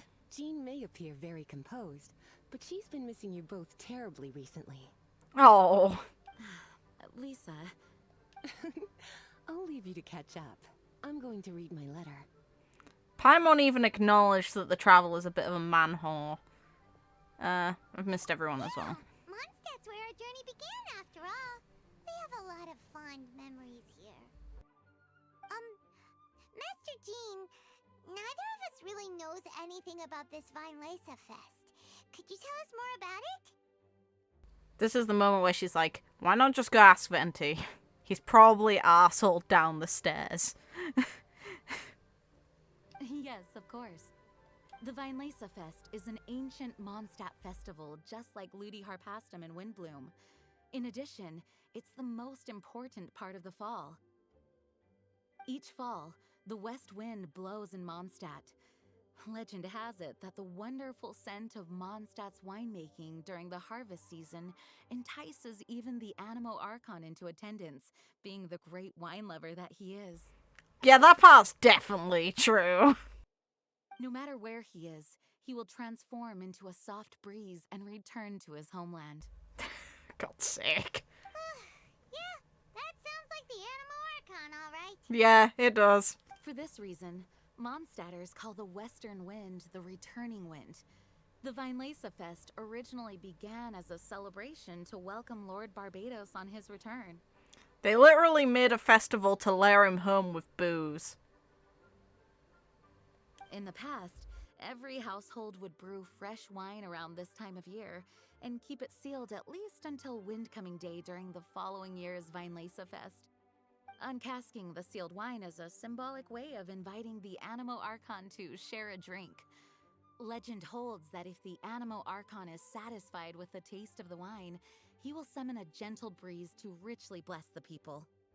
Knowing him, it was probably blessing them with more good wine the next year.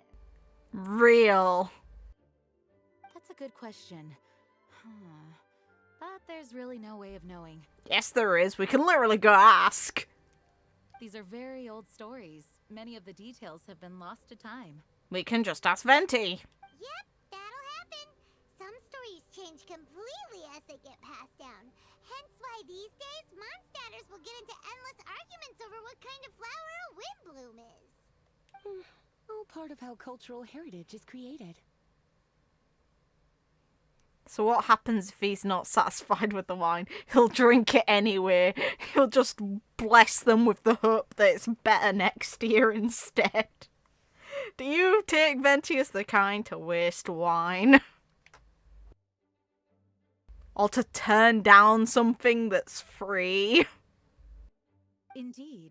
But for the time being, at least, the tradition of paying tribute to the Animo Archon on Windcoming Day is still alive and well, and the Weinlese Fest remains a time for Mondstadters to share the joy of the harvest with one another as they partake of fine wines. This is a time of the year when many Mondstadters living away from Mondstadt return to their hometown. For those unable to return, Weinlese Fest is the period when they miss their family and friends most keenly. Oh, so that's why the Grandmaster wrote, "May the wind carry our sentiments back to your side." For this year, we've joined forces with the Church of Favonius and the Adventurers Guild to host a celebration on the banks of Cider Lake, just outside of Springvale. There will also be a traditional wine market during the festival period. The question is, will the traveller finally be allowed to drink? They are over 500 years old. I think they're old enough to drink. wine market? Well, originally, it was simply a place where winemakers and farmers would come to trade in raw ingredients for winemaking. These days, it is a much grander affair. Not only will you find a range of choice wines, but seasonal fruit beverages and food items for everyone to enjoy too. A lot of people also sell secondhand goods and handicrafts at the market. The Knights of Favonius plan to use this as an opportunity to do some fundraising for needy children and elderly people in the city. Wow, sounds pretty cool! If you have the time, I encourage you to take a look around. I hope you'll find it a worthwhile experience. Now, Lisa, what was the Grand Master's message to you about? I was just about to bring that up. The Grand Master says he wants me to handle something for him. Something to do with Razor's past. Razor told us that he was raised by a pack of wolves in Wolvendom. He never knew his parents. In his own words, the wolf pack is his lupical, which means family. Yes, that was as much as I knew as well. But in his letter, the Grand Master says that in the cabinet above the third bookshelf, to the right of the grandfather clock in Jean's office, there's a wooden box containing some items that Razor's parents left for him. He says it's time to give the box to Razor. Does this mean the Grand Master knew Razor's parents? It would seem so. The Grand Master didn't simply run into Razor one day in Wolvendom and teach him how to use a sword. No, the connection between them goes back much further. Wow! Well, come on! Let's go find Razor! He'll be pretty excited to find out something about his true parents! Oh, cutie.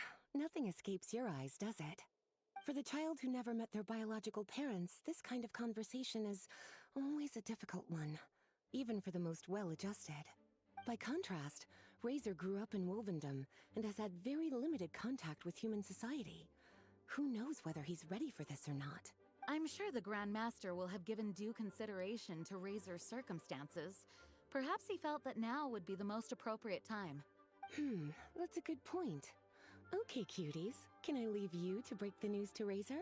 He thinks of me as his teacher, so he might not open up to me if he gets upset. But you are his trusted friends. I think it makes more sense for him to hear about this from you. Thank you, sweetie. Try to be as encouraging as you can. Someone his age needs all the love and support they can get.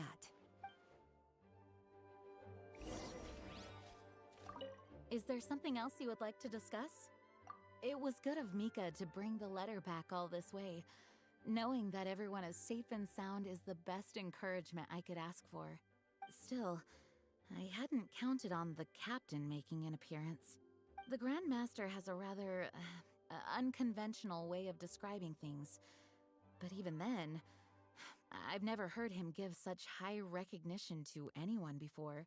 If you ever encounter the captain on your own journey, be on your guard.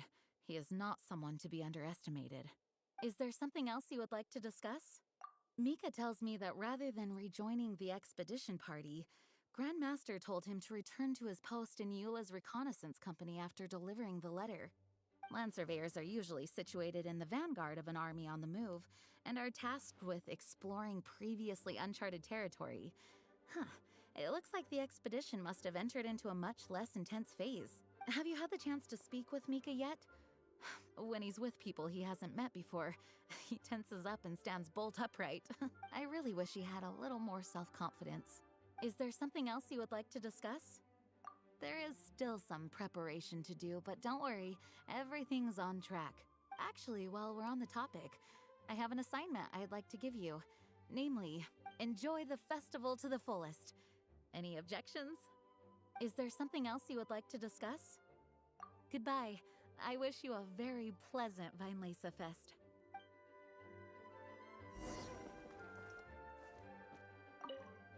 As his teacher, I have... Go on now, cuties.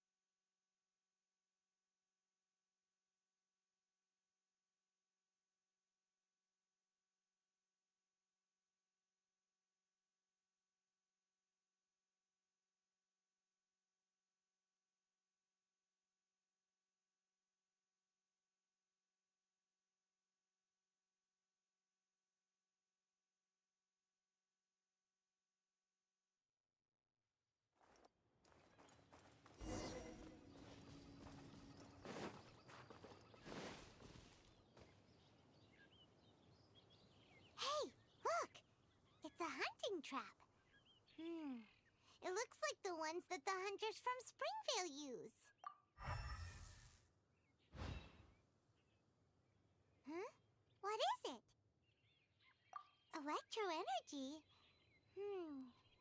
Paimon wonders if it could be Razor.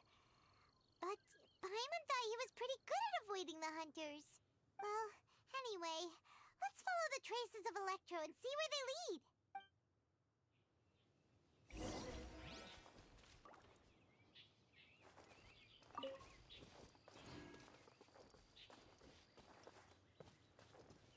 Look!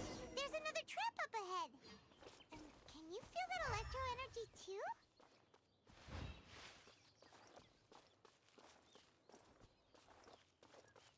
The Electro traces lead deep into Wolvendom. Let's keep going.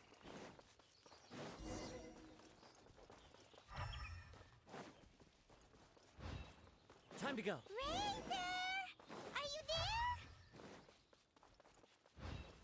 The range knows me.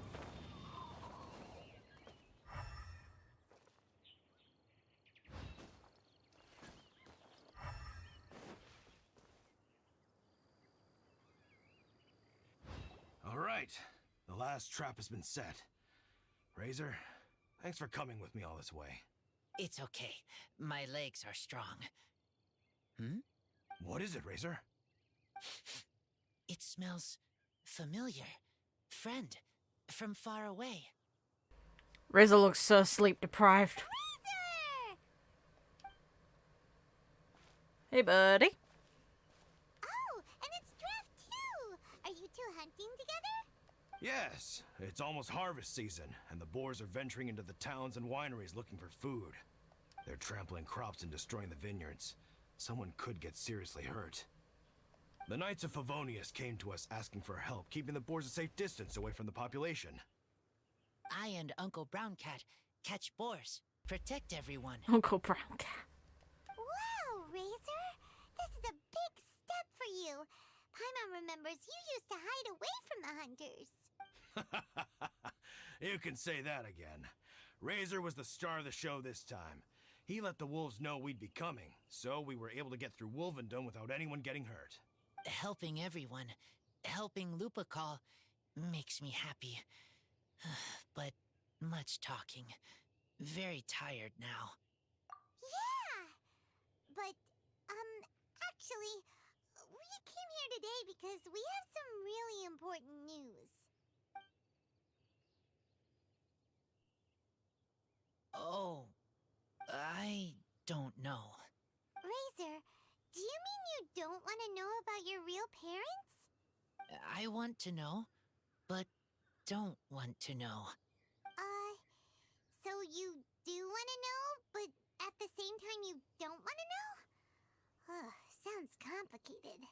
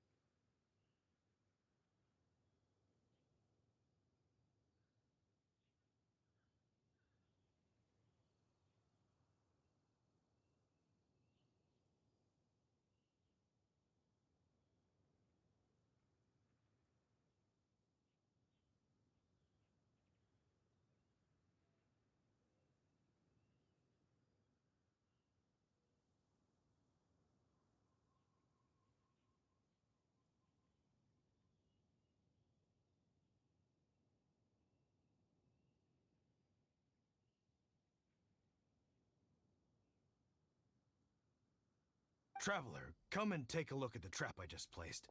Let's give Razor some space to process things. Yes, I have some thoughts about this after seeing how Razor reacted. We've been hunting together a lot recently. The kid might not talk much, but still, I feel like I've come to understand him a little over the time we've spent together. Here's what I think. He definitely wants to find out about his parents. It's just that his fear of the unknown is overwhelming everything else he's feeling. I'm a father myself, so I know a thing or two about kids. You know, when Diana was little, if I got back late from a hunt one night, she'd be watching me like a hawk for days afterwards, as if she was worried that I might abandon her. Do you mean Razor's worried that he was abandoned by his own parents? Exactly. I think that's the heart of it. And if it turns out they did, well, I don't think there's anything we could say to console him. That's not my only concern, though. Razor is developing at his own pace. There are lots of issues that can't be solved all in one go, but he's making progress, one step at a time. But now this thing with his parents is added into the mix. It might push him to want to figure out once and for all where he comes from and where he's going. Seems like a similar take to Lisa's. Maybe all mature adults think like this, huh? Wait, but then again, Master Jean had a different view. She said it's more about trusting other people and in your own instincts. What do you think?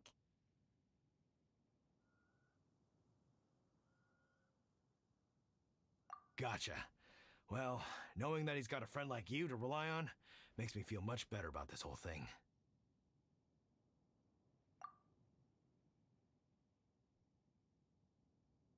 Okay, got it. Right, let's head back. We don't want to keep him waiting.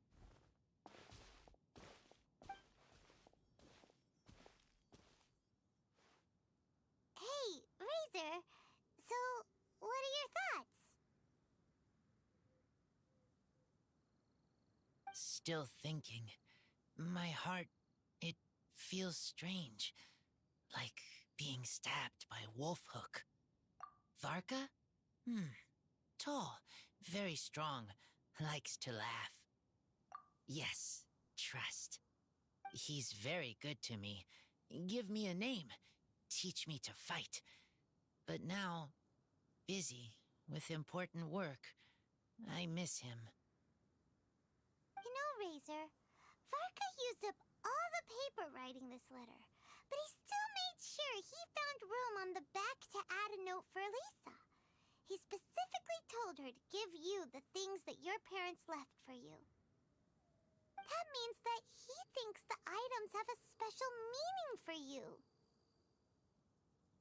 But more importantly than that, whatever happens, the Traveler, Paimon, Lisa, and all your other friends will always be here for you.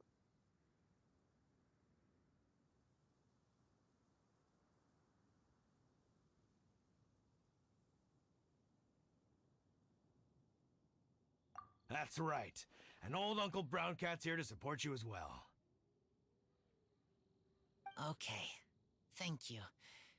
I decide I want to go with you to see teacher. That's the spirit, kiddo. Well, you folks better be heading off then. I'm just about finished here, so I'll be heading home very shortly myself. I'd better try and get plenty of father-daughter time in before the Fine Laser Fest starts. Bye, Draf. See you again next time.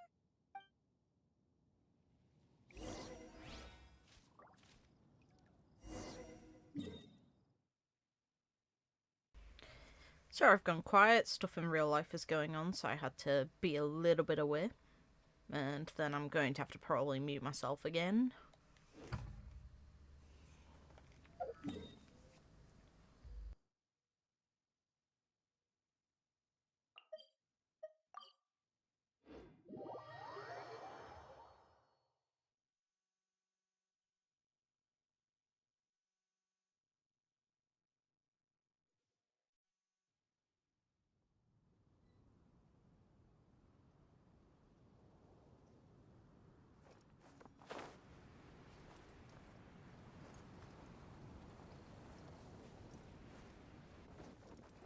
follow the wind.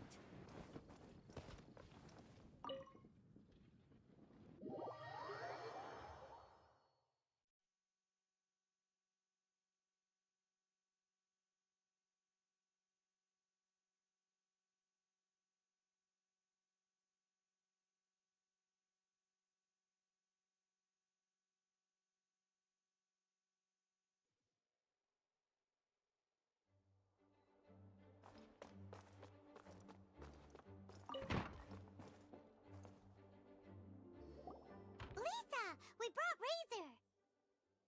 Hello, teacher. I'm here to see the box. Ah, my little wolf cub's in a good mood. I'm assuming they've discussed the whole story with you already?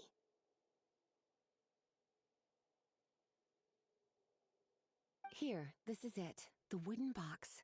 I haven't touched it, except for taking it out of the cabinet. When you're sure you're ready, you can open it yourself. Yes, I am sure. Oh, this is just a pile of junk. Paimon thought there'd at least be a letter or something. Uh-oh. You don't think that, after all this time, Varka might be getting mixed up between different boxes? There is a scent. A scent? What kind?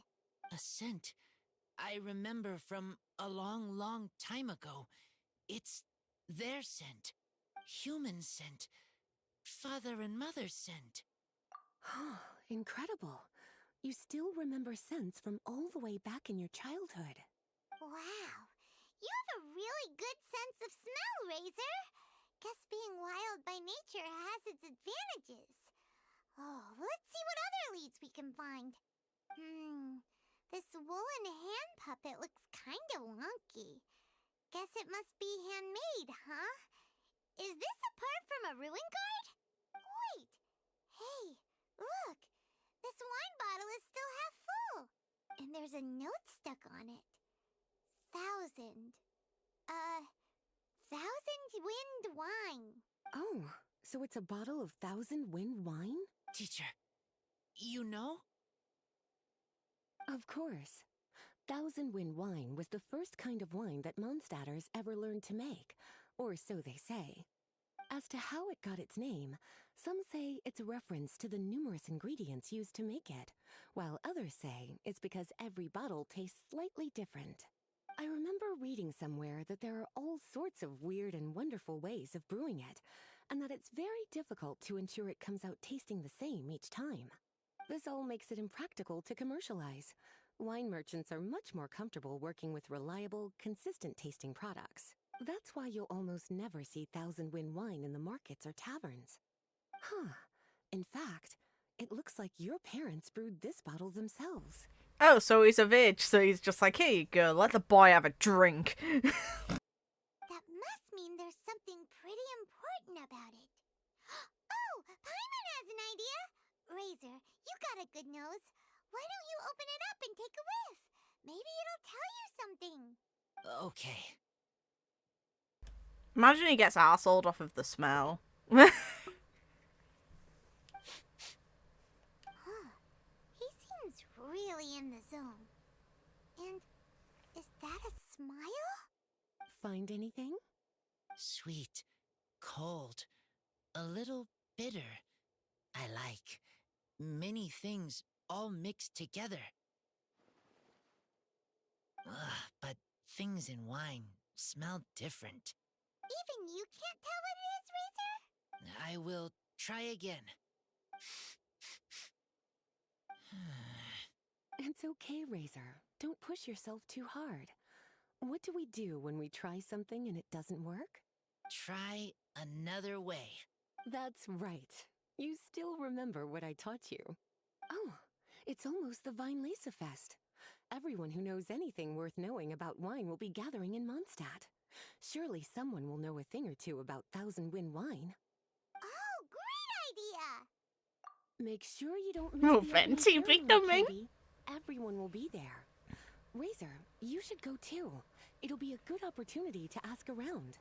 Traveler, Venti's a bona fide alcoholic. Of course he's gonna be there. Okay. Ask many people. I will try. If anything, Venti can probably tell what's in the wine. Don't worry, we'll be right there with you.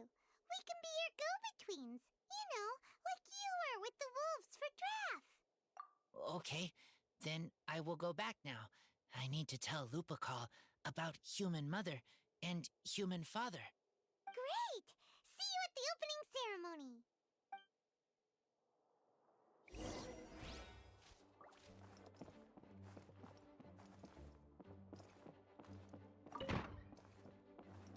As Razor's teacher, I'm so happy to see him taking this first step. And you must be tired from running around trying to find Razor. Why don't you rest here a while? I'll make you a nice cup of tea.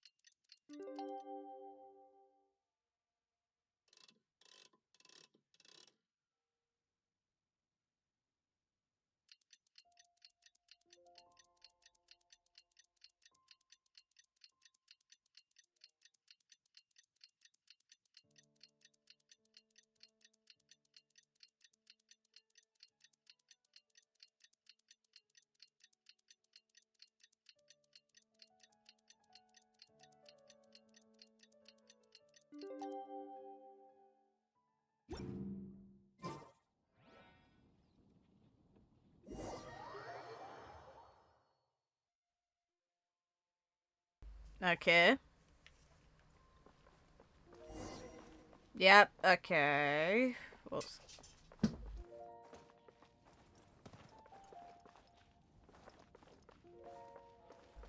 Balloons, fair.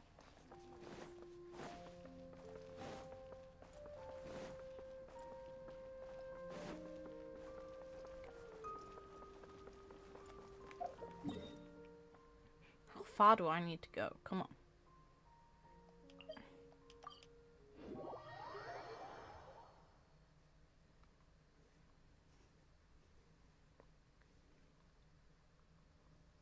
So Venti, we need your wine drinking expertise. God.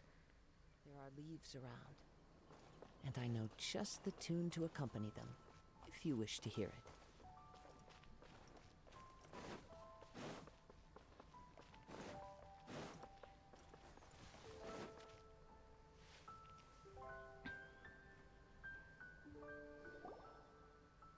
Thank you, everyone, for your patience. I am pleased to announce that this year's Weinlese Fest has officially begun. We hope the residents of Mondstadt and visitors from all over will enjoy the magnificent wines and experience the joy of the harvest. When Windcoming Day arrives, we will hold a grand toasting ceremony to welcome the Animo Archon Barbados back home. Is this the moment where you just like see Venti's head poking up like, give me booze, I'm here? Let the wind lead. Oh, there he is. You can see him. Let the wind lead. He's just like, yeah, people are holding a festival for me to drink at. Sweet. Razor, you're here already. I saw Venti in the back. I want to talk to Venti. So many people. Yes. And a god. Come on, let's sneak out of here. There's someone we gotta find. Venti. Find? Who? Venti. Just some tone-deaf bard. Yep. But he's also a know-it-all and loves nothing There he more is. than drinking, so he might actually be able to help. Yeah, and he's here. Probably drinking. Already. Hi, alcoholic. We need your nose. Hey, tone-deaf bard! Traveler, Paimon, how do you do? I had a feeling I'd run into you soon, during this most enchanting of festivals. Of course you find it enchanting. It's a festival held to let you drink. Spoken like a true poet. But reading between the lines here, if one bottle is tipsy and two is merry, just how many is enchanting exactly? This is an all-you-can-drink festival for him. How many do you think? Oh, don't say that. This festival has so much more to offer than just drinking. Bullshit. Anyway, hey Razor, how have you been? All right. I have a question. Yeah, Razor has something he wants to ask you about. Know anything about Thousand Wind wine? Ooh, now there's a name that takes me back. Let me think. How long has it been since I last heard someone mention Thousand Wind wine? Razor's parents left him a box with a half bottle of wine inside, and there's a label on it that says Thousand Wind wine. We heard there's a lot of history behind this type of wine, and the brewing methods go way, way back, so we figured you'd be a good person to ask. 'Cause you're the oldest alcoholic we know. It smells good, but don't know what's inside. I see, I see. So you want to know how Thousand Wind wine is made? Well, you came to the right person. I happen to know a little rhyme called, well, as it happens, Thousand Wind wine. I was going to save it for Windcoming Day, but far be it from me to deny an early serenade to a friend in need. How about it? Shall I recite it for you? A song. Not easy to understand, but still want to hear. Excellent answer. Then, hear it you shall. Fill up the barrels and store them away. Then wait for a windier day. Wax the bottles, seal them tight, for the south wind that soothes, for the north wind that bites. How does this fine wine taste to the tongue? As Mondstadt to the ear, like a sweet dream of freedom. And what are the fruits that went into the brew? An explorer's courage, a love tender and true. A defender's will, strong as yesteryear, joining the thousand winds in a song of good cheer. Turning sour into sweet, bitter notes fade away, as we wait for a windier day. So basically, it can be anything put in the bottle. Thank you so much for the applause. Was the rhyme of help to you? Like wine. A little sweet, but now head spinning. Don't understand. Don't worry, it's not just you. That was supposed to be about winemaking, but it didn't give a single detail about the process. Well, maybe it's a little abstract and romanticized, but that's one of the defining features of Mondstadt poetry. Okay, so let's try to pin this down. What did the poem say the ingredients are?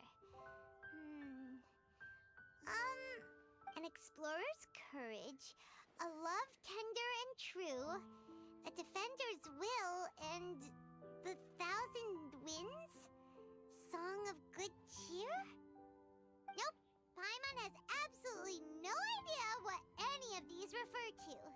Look, Tone Deaf Bard, you clearly know what the whole thing means, so could you do us a favor and at least give us a hint? You misunderstand me. I'm not trying to make you work for it or anything, but the lyrics are what they are. If there's anything they left out, even I can't fill in the blanks. If you want to know the secret behind this sweet scent, you might have to start by rolling up your sleeves. Rolling up our sleeves? You mean we need to go and make this wine for ourselves? Hell yeah. Somehow that'll teach us everything we want to know? This better not be a prank! Well, the only way to know is by making wines with random ingredients and comparing them. That's basically what he's telling us to do. And to be fair, entertaining prospect. Sure, why not? We've known each other for so long, and you still don't trust my intentions? Oh, the pain. I trust. I want to try. I want to make wine and find answers. If I know how to make wine, then I know what is in Father and Mother's wine.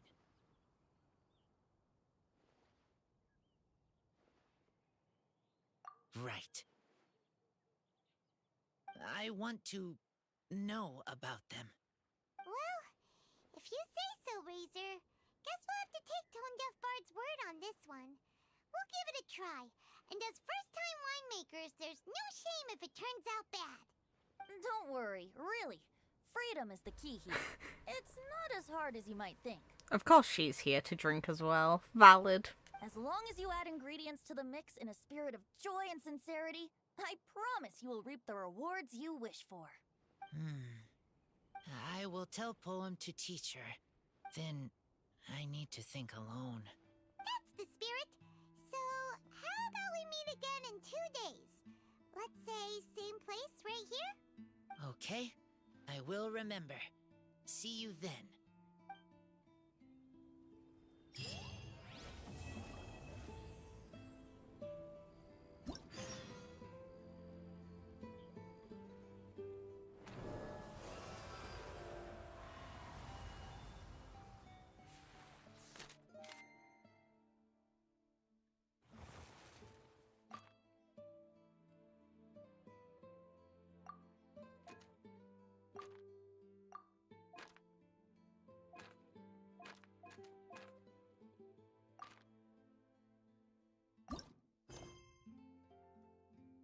Wherever in this world I roam, I carry memories of my home. This blade. Ah, good. I was hoping we might get to chat some more. I am fond of each and every one of Mondstadt's festivals. But, if I'm honest, Vinelaserfest has an extra special place in my heart. Because it lets you drink. You know, the Animo Archon goes into a slumber after the west wind dies down, leaving the north wind to blow during the winter. Which means this festival is the big feast before the winter slumber. I wouldn't worry yourself too much about him. Staying true to their journey and discovering joy and freedom for themselves is what Mondstadters do best. The same goes for you. You have to find the thing that makes you happy.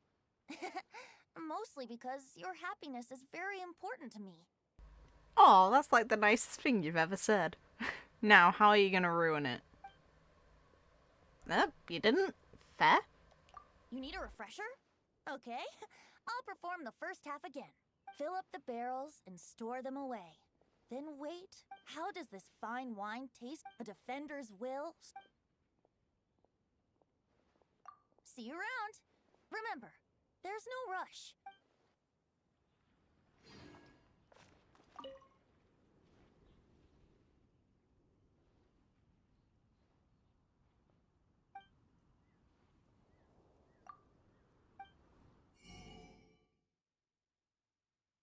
Ooh.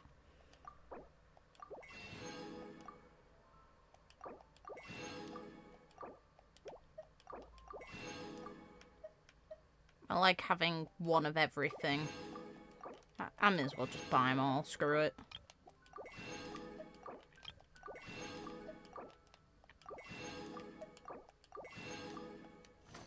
I've got more than enough Mora.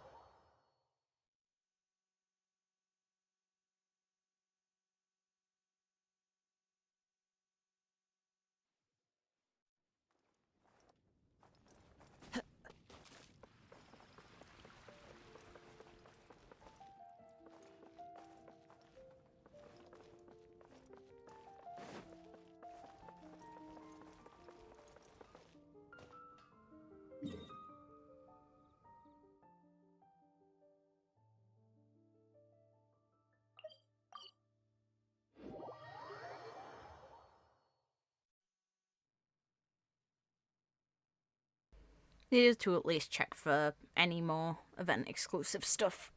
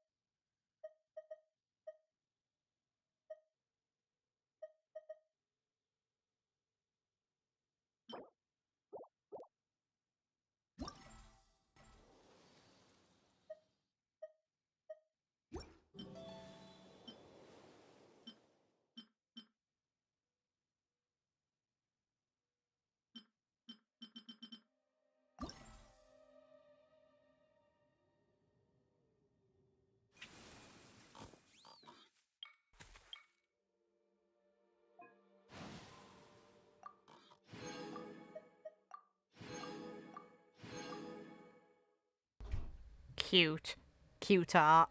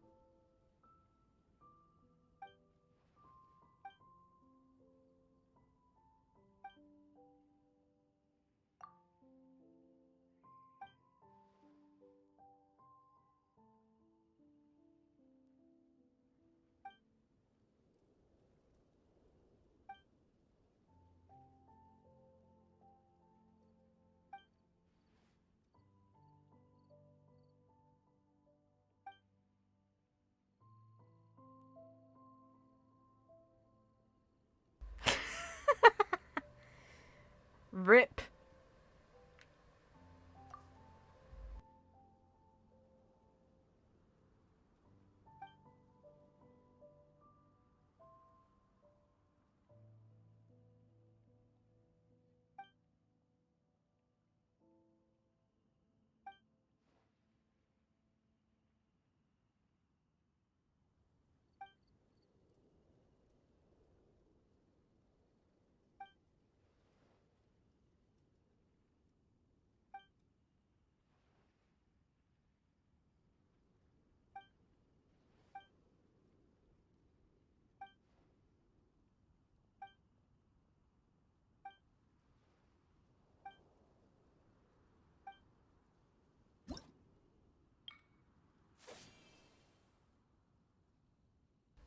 Really? It's Bennett?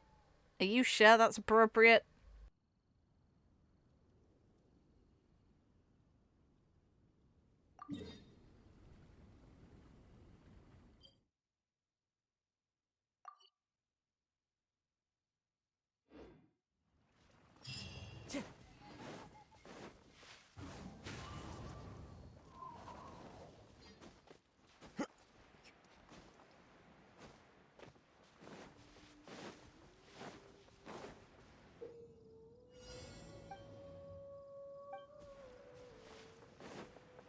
A new job. There is no escape. Now you shall perish.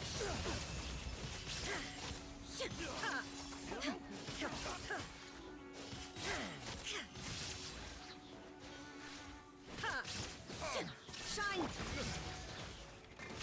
One with nature. Taste of my hammer. Fallen leaves, adorn my night. The wind knows me. Teamwork is dreamwork. Inazuma shines eternal.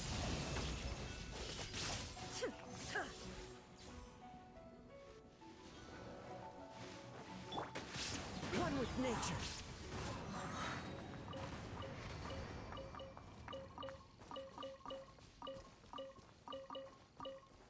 Time to go.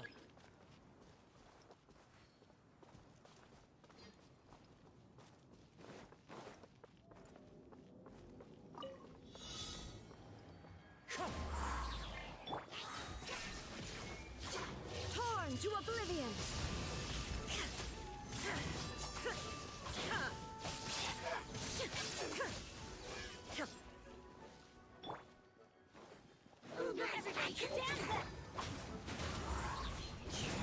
One with wind and cloud.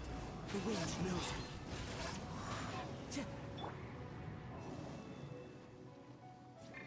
Right this on for sight. Let's light it up.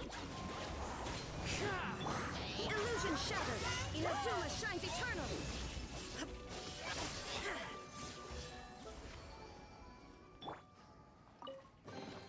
Who says there aren't benefits to a life of wandering?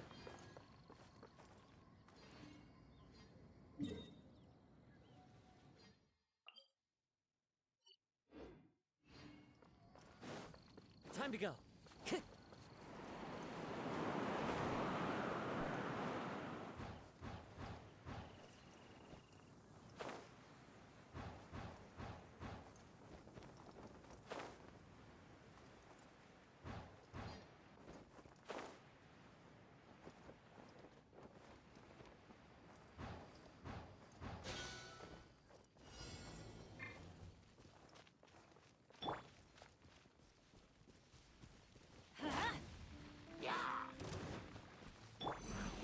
Into the wind. There is no escape. Fallen leaves, adorn my night. The wind knows me. Shine down. Into the wind.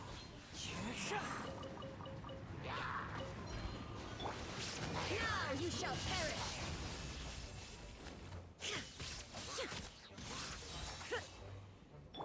Time to go.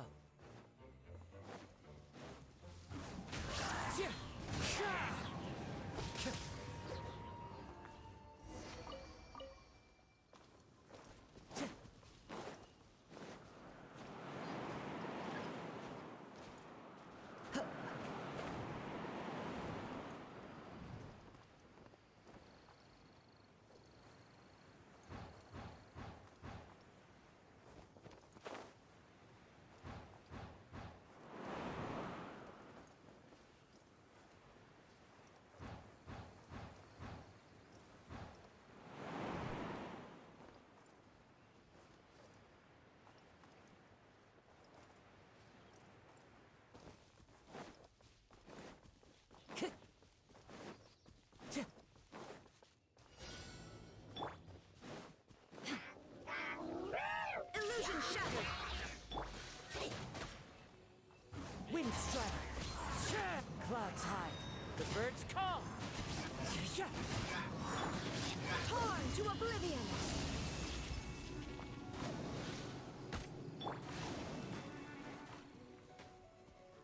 One with nature.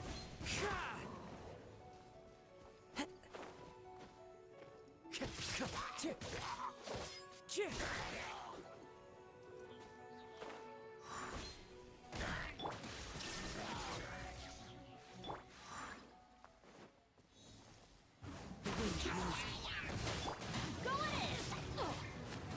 Let's light it up. There is no escape. Inazuma shines eternal.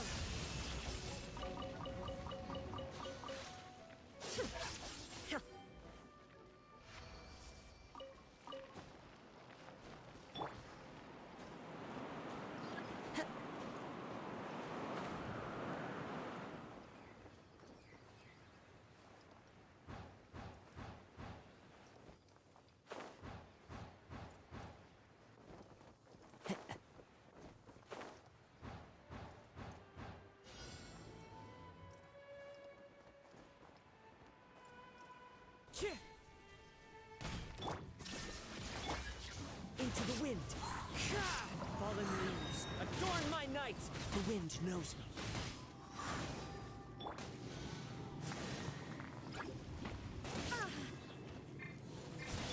Everybody stand back. One with nature. As one with wind and cloud. The wind knows me.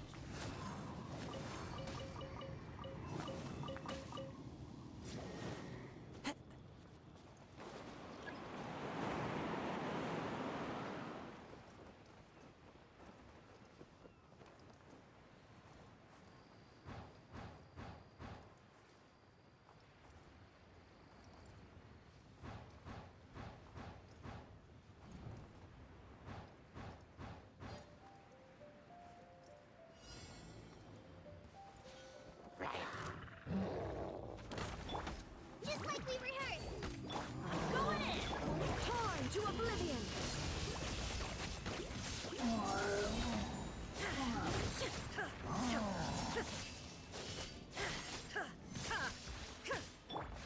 Into the wind.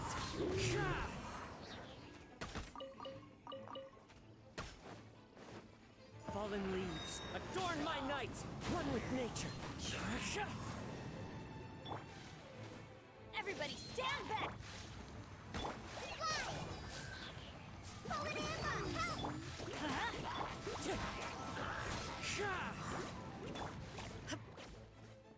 Now you shall perish!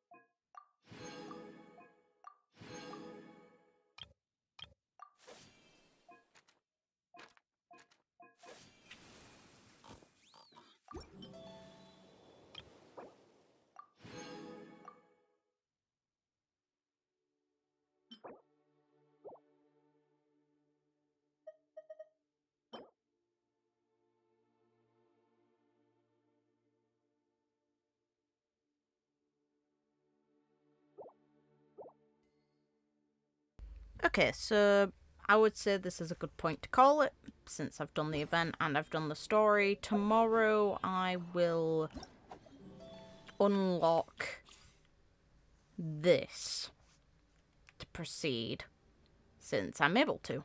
And then I'll also...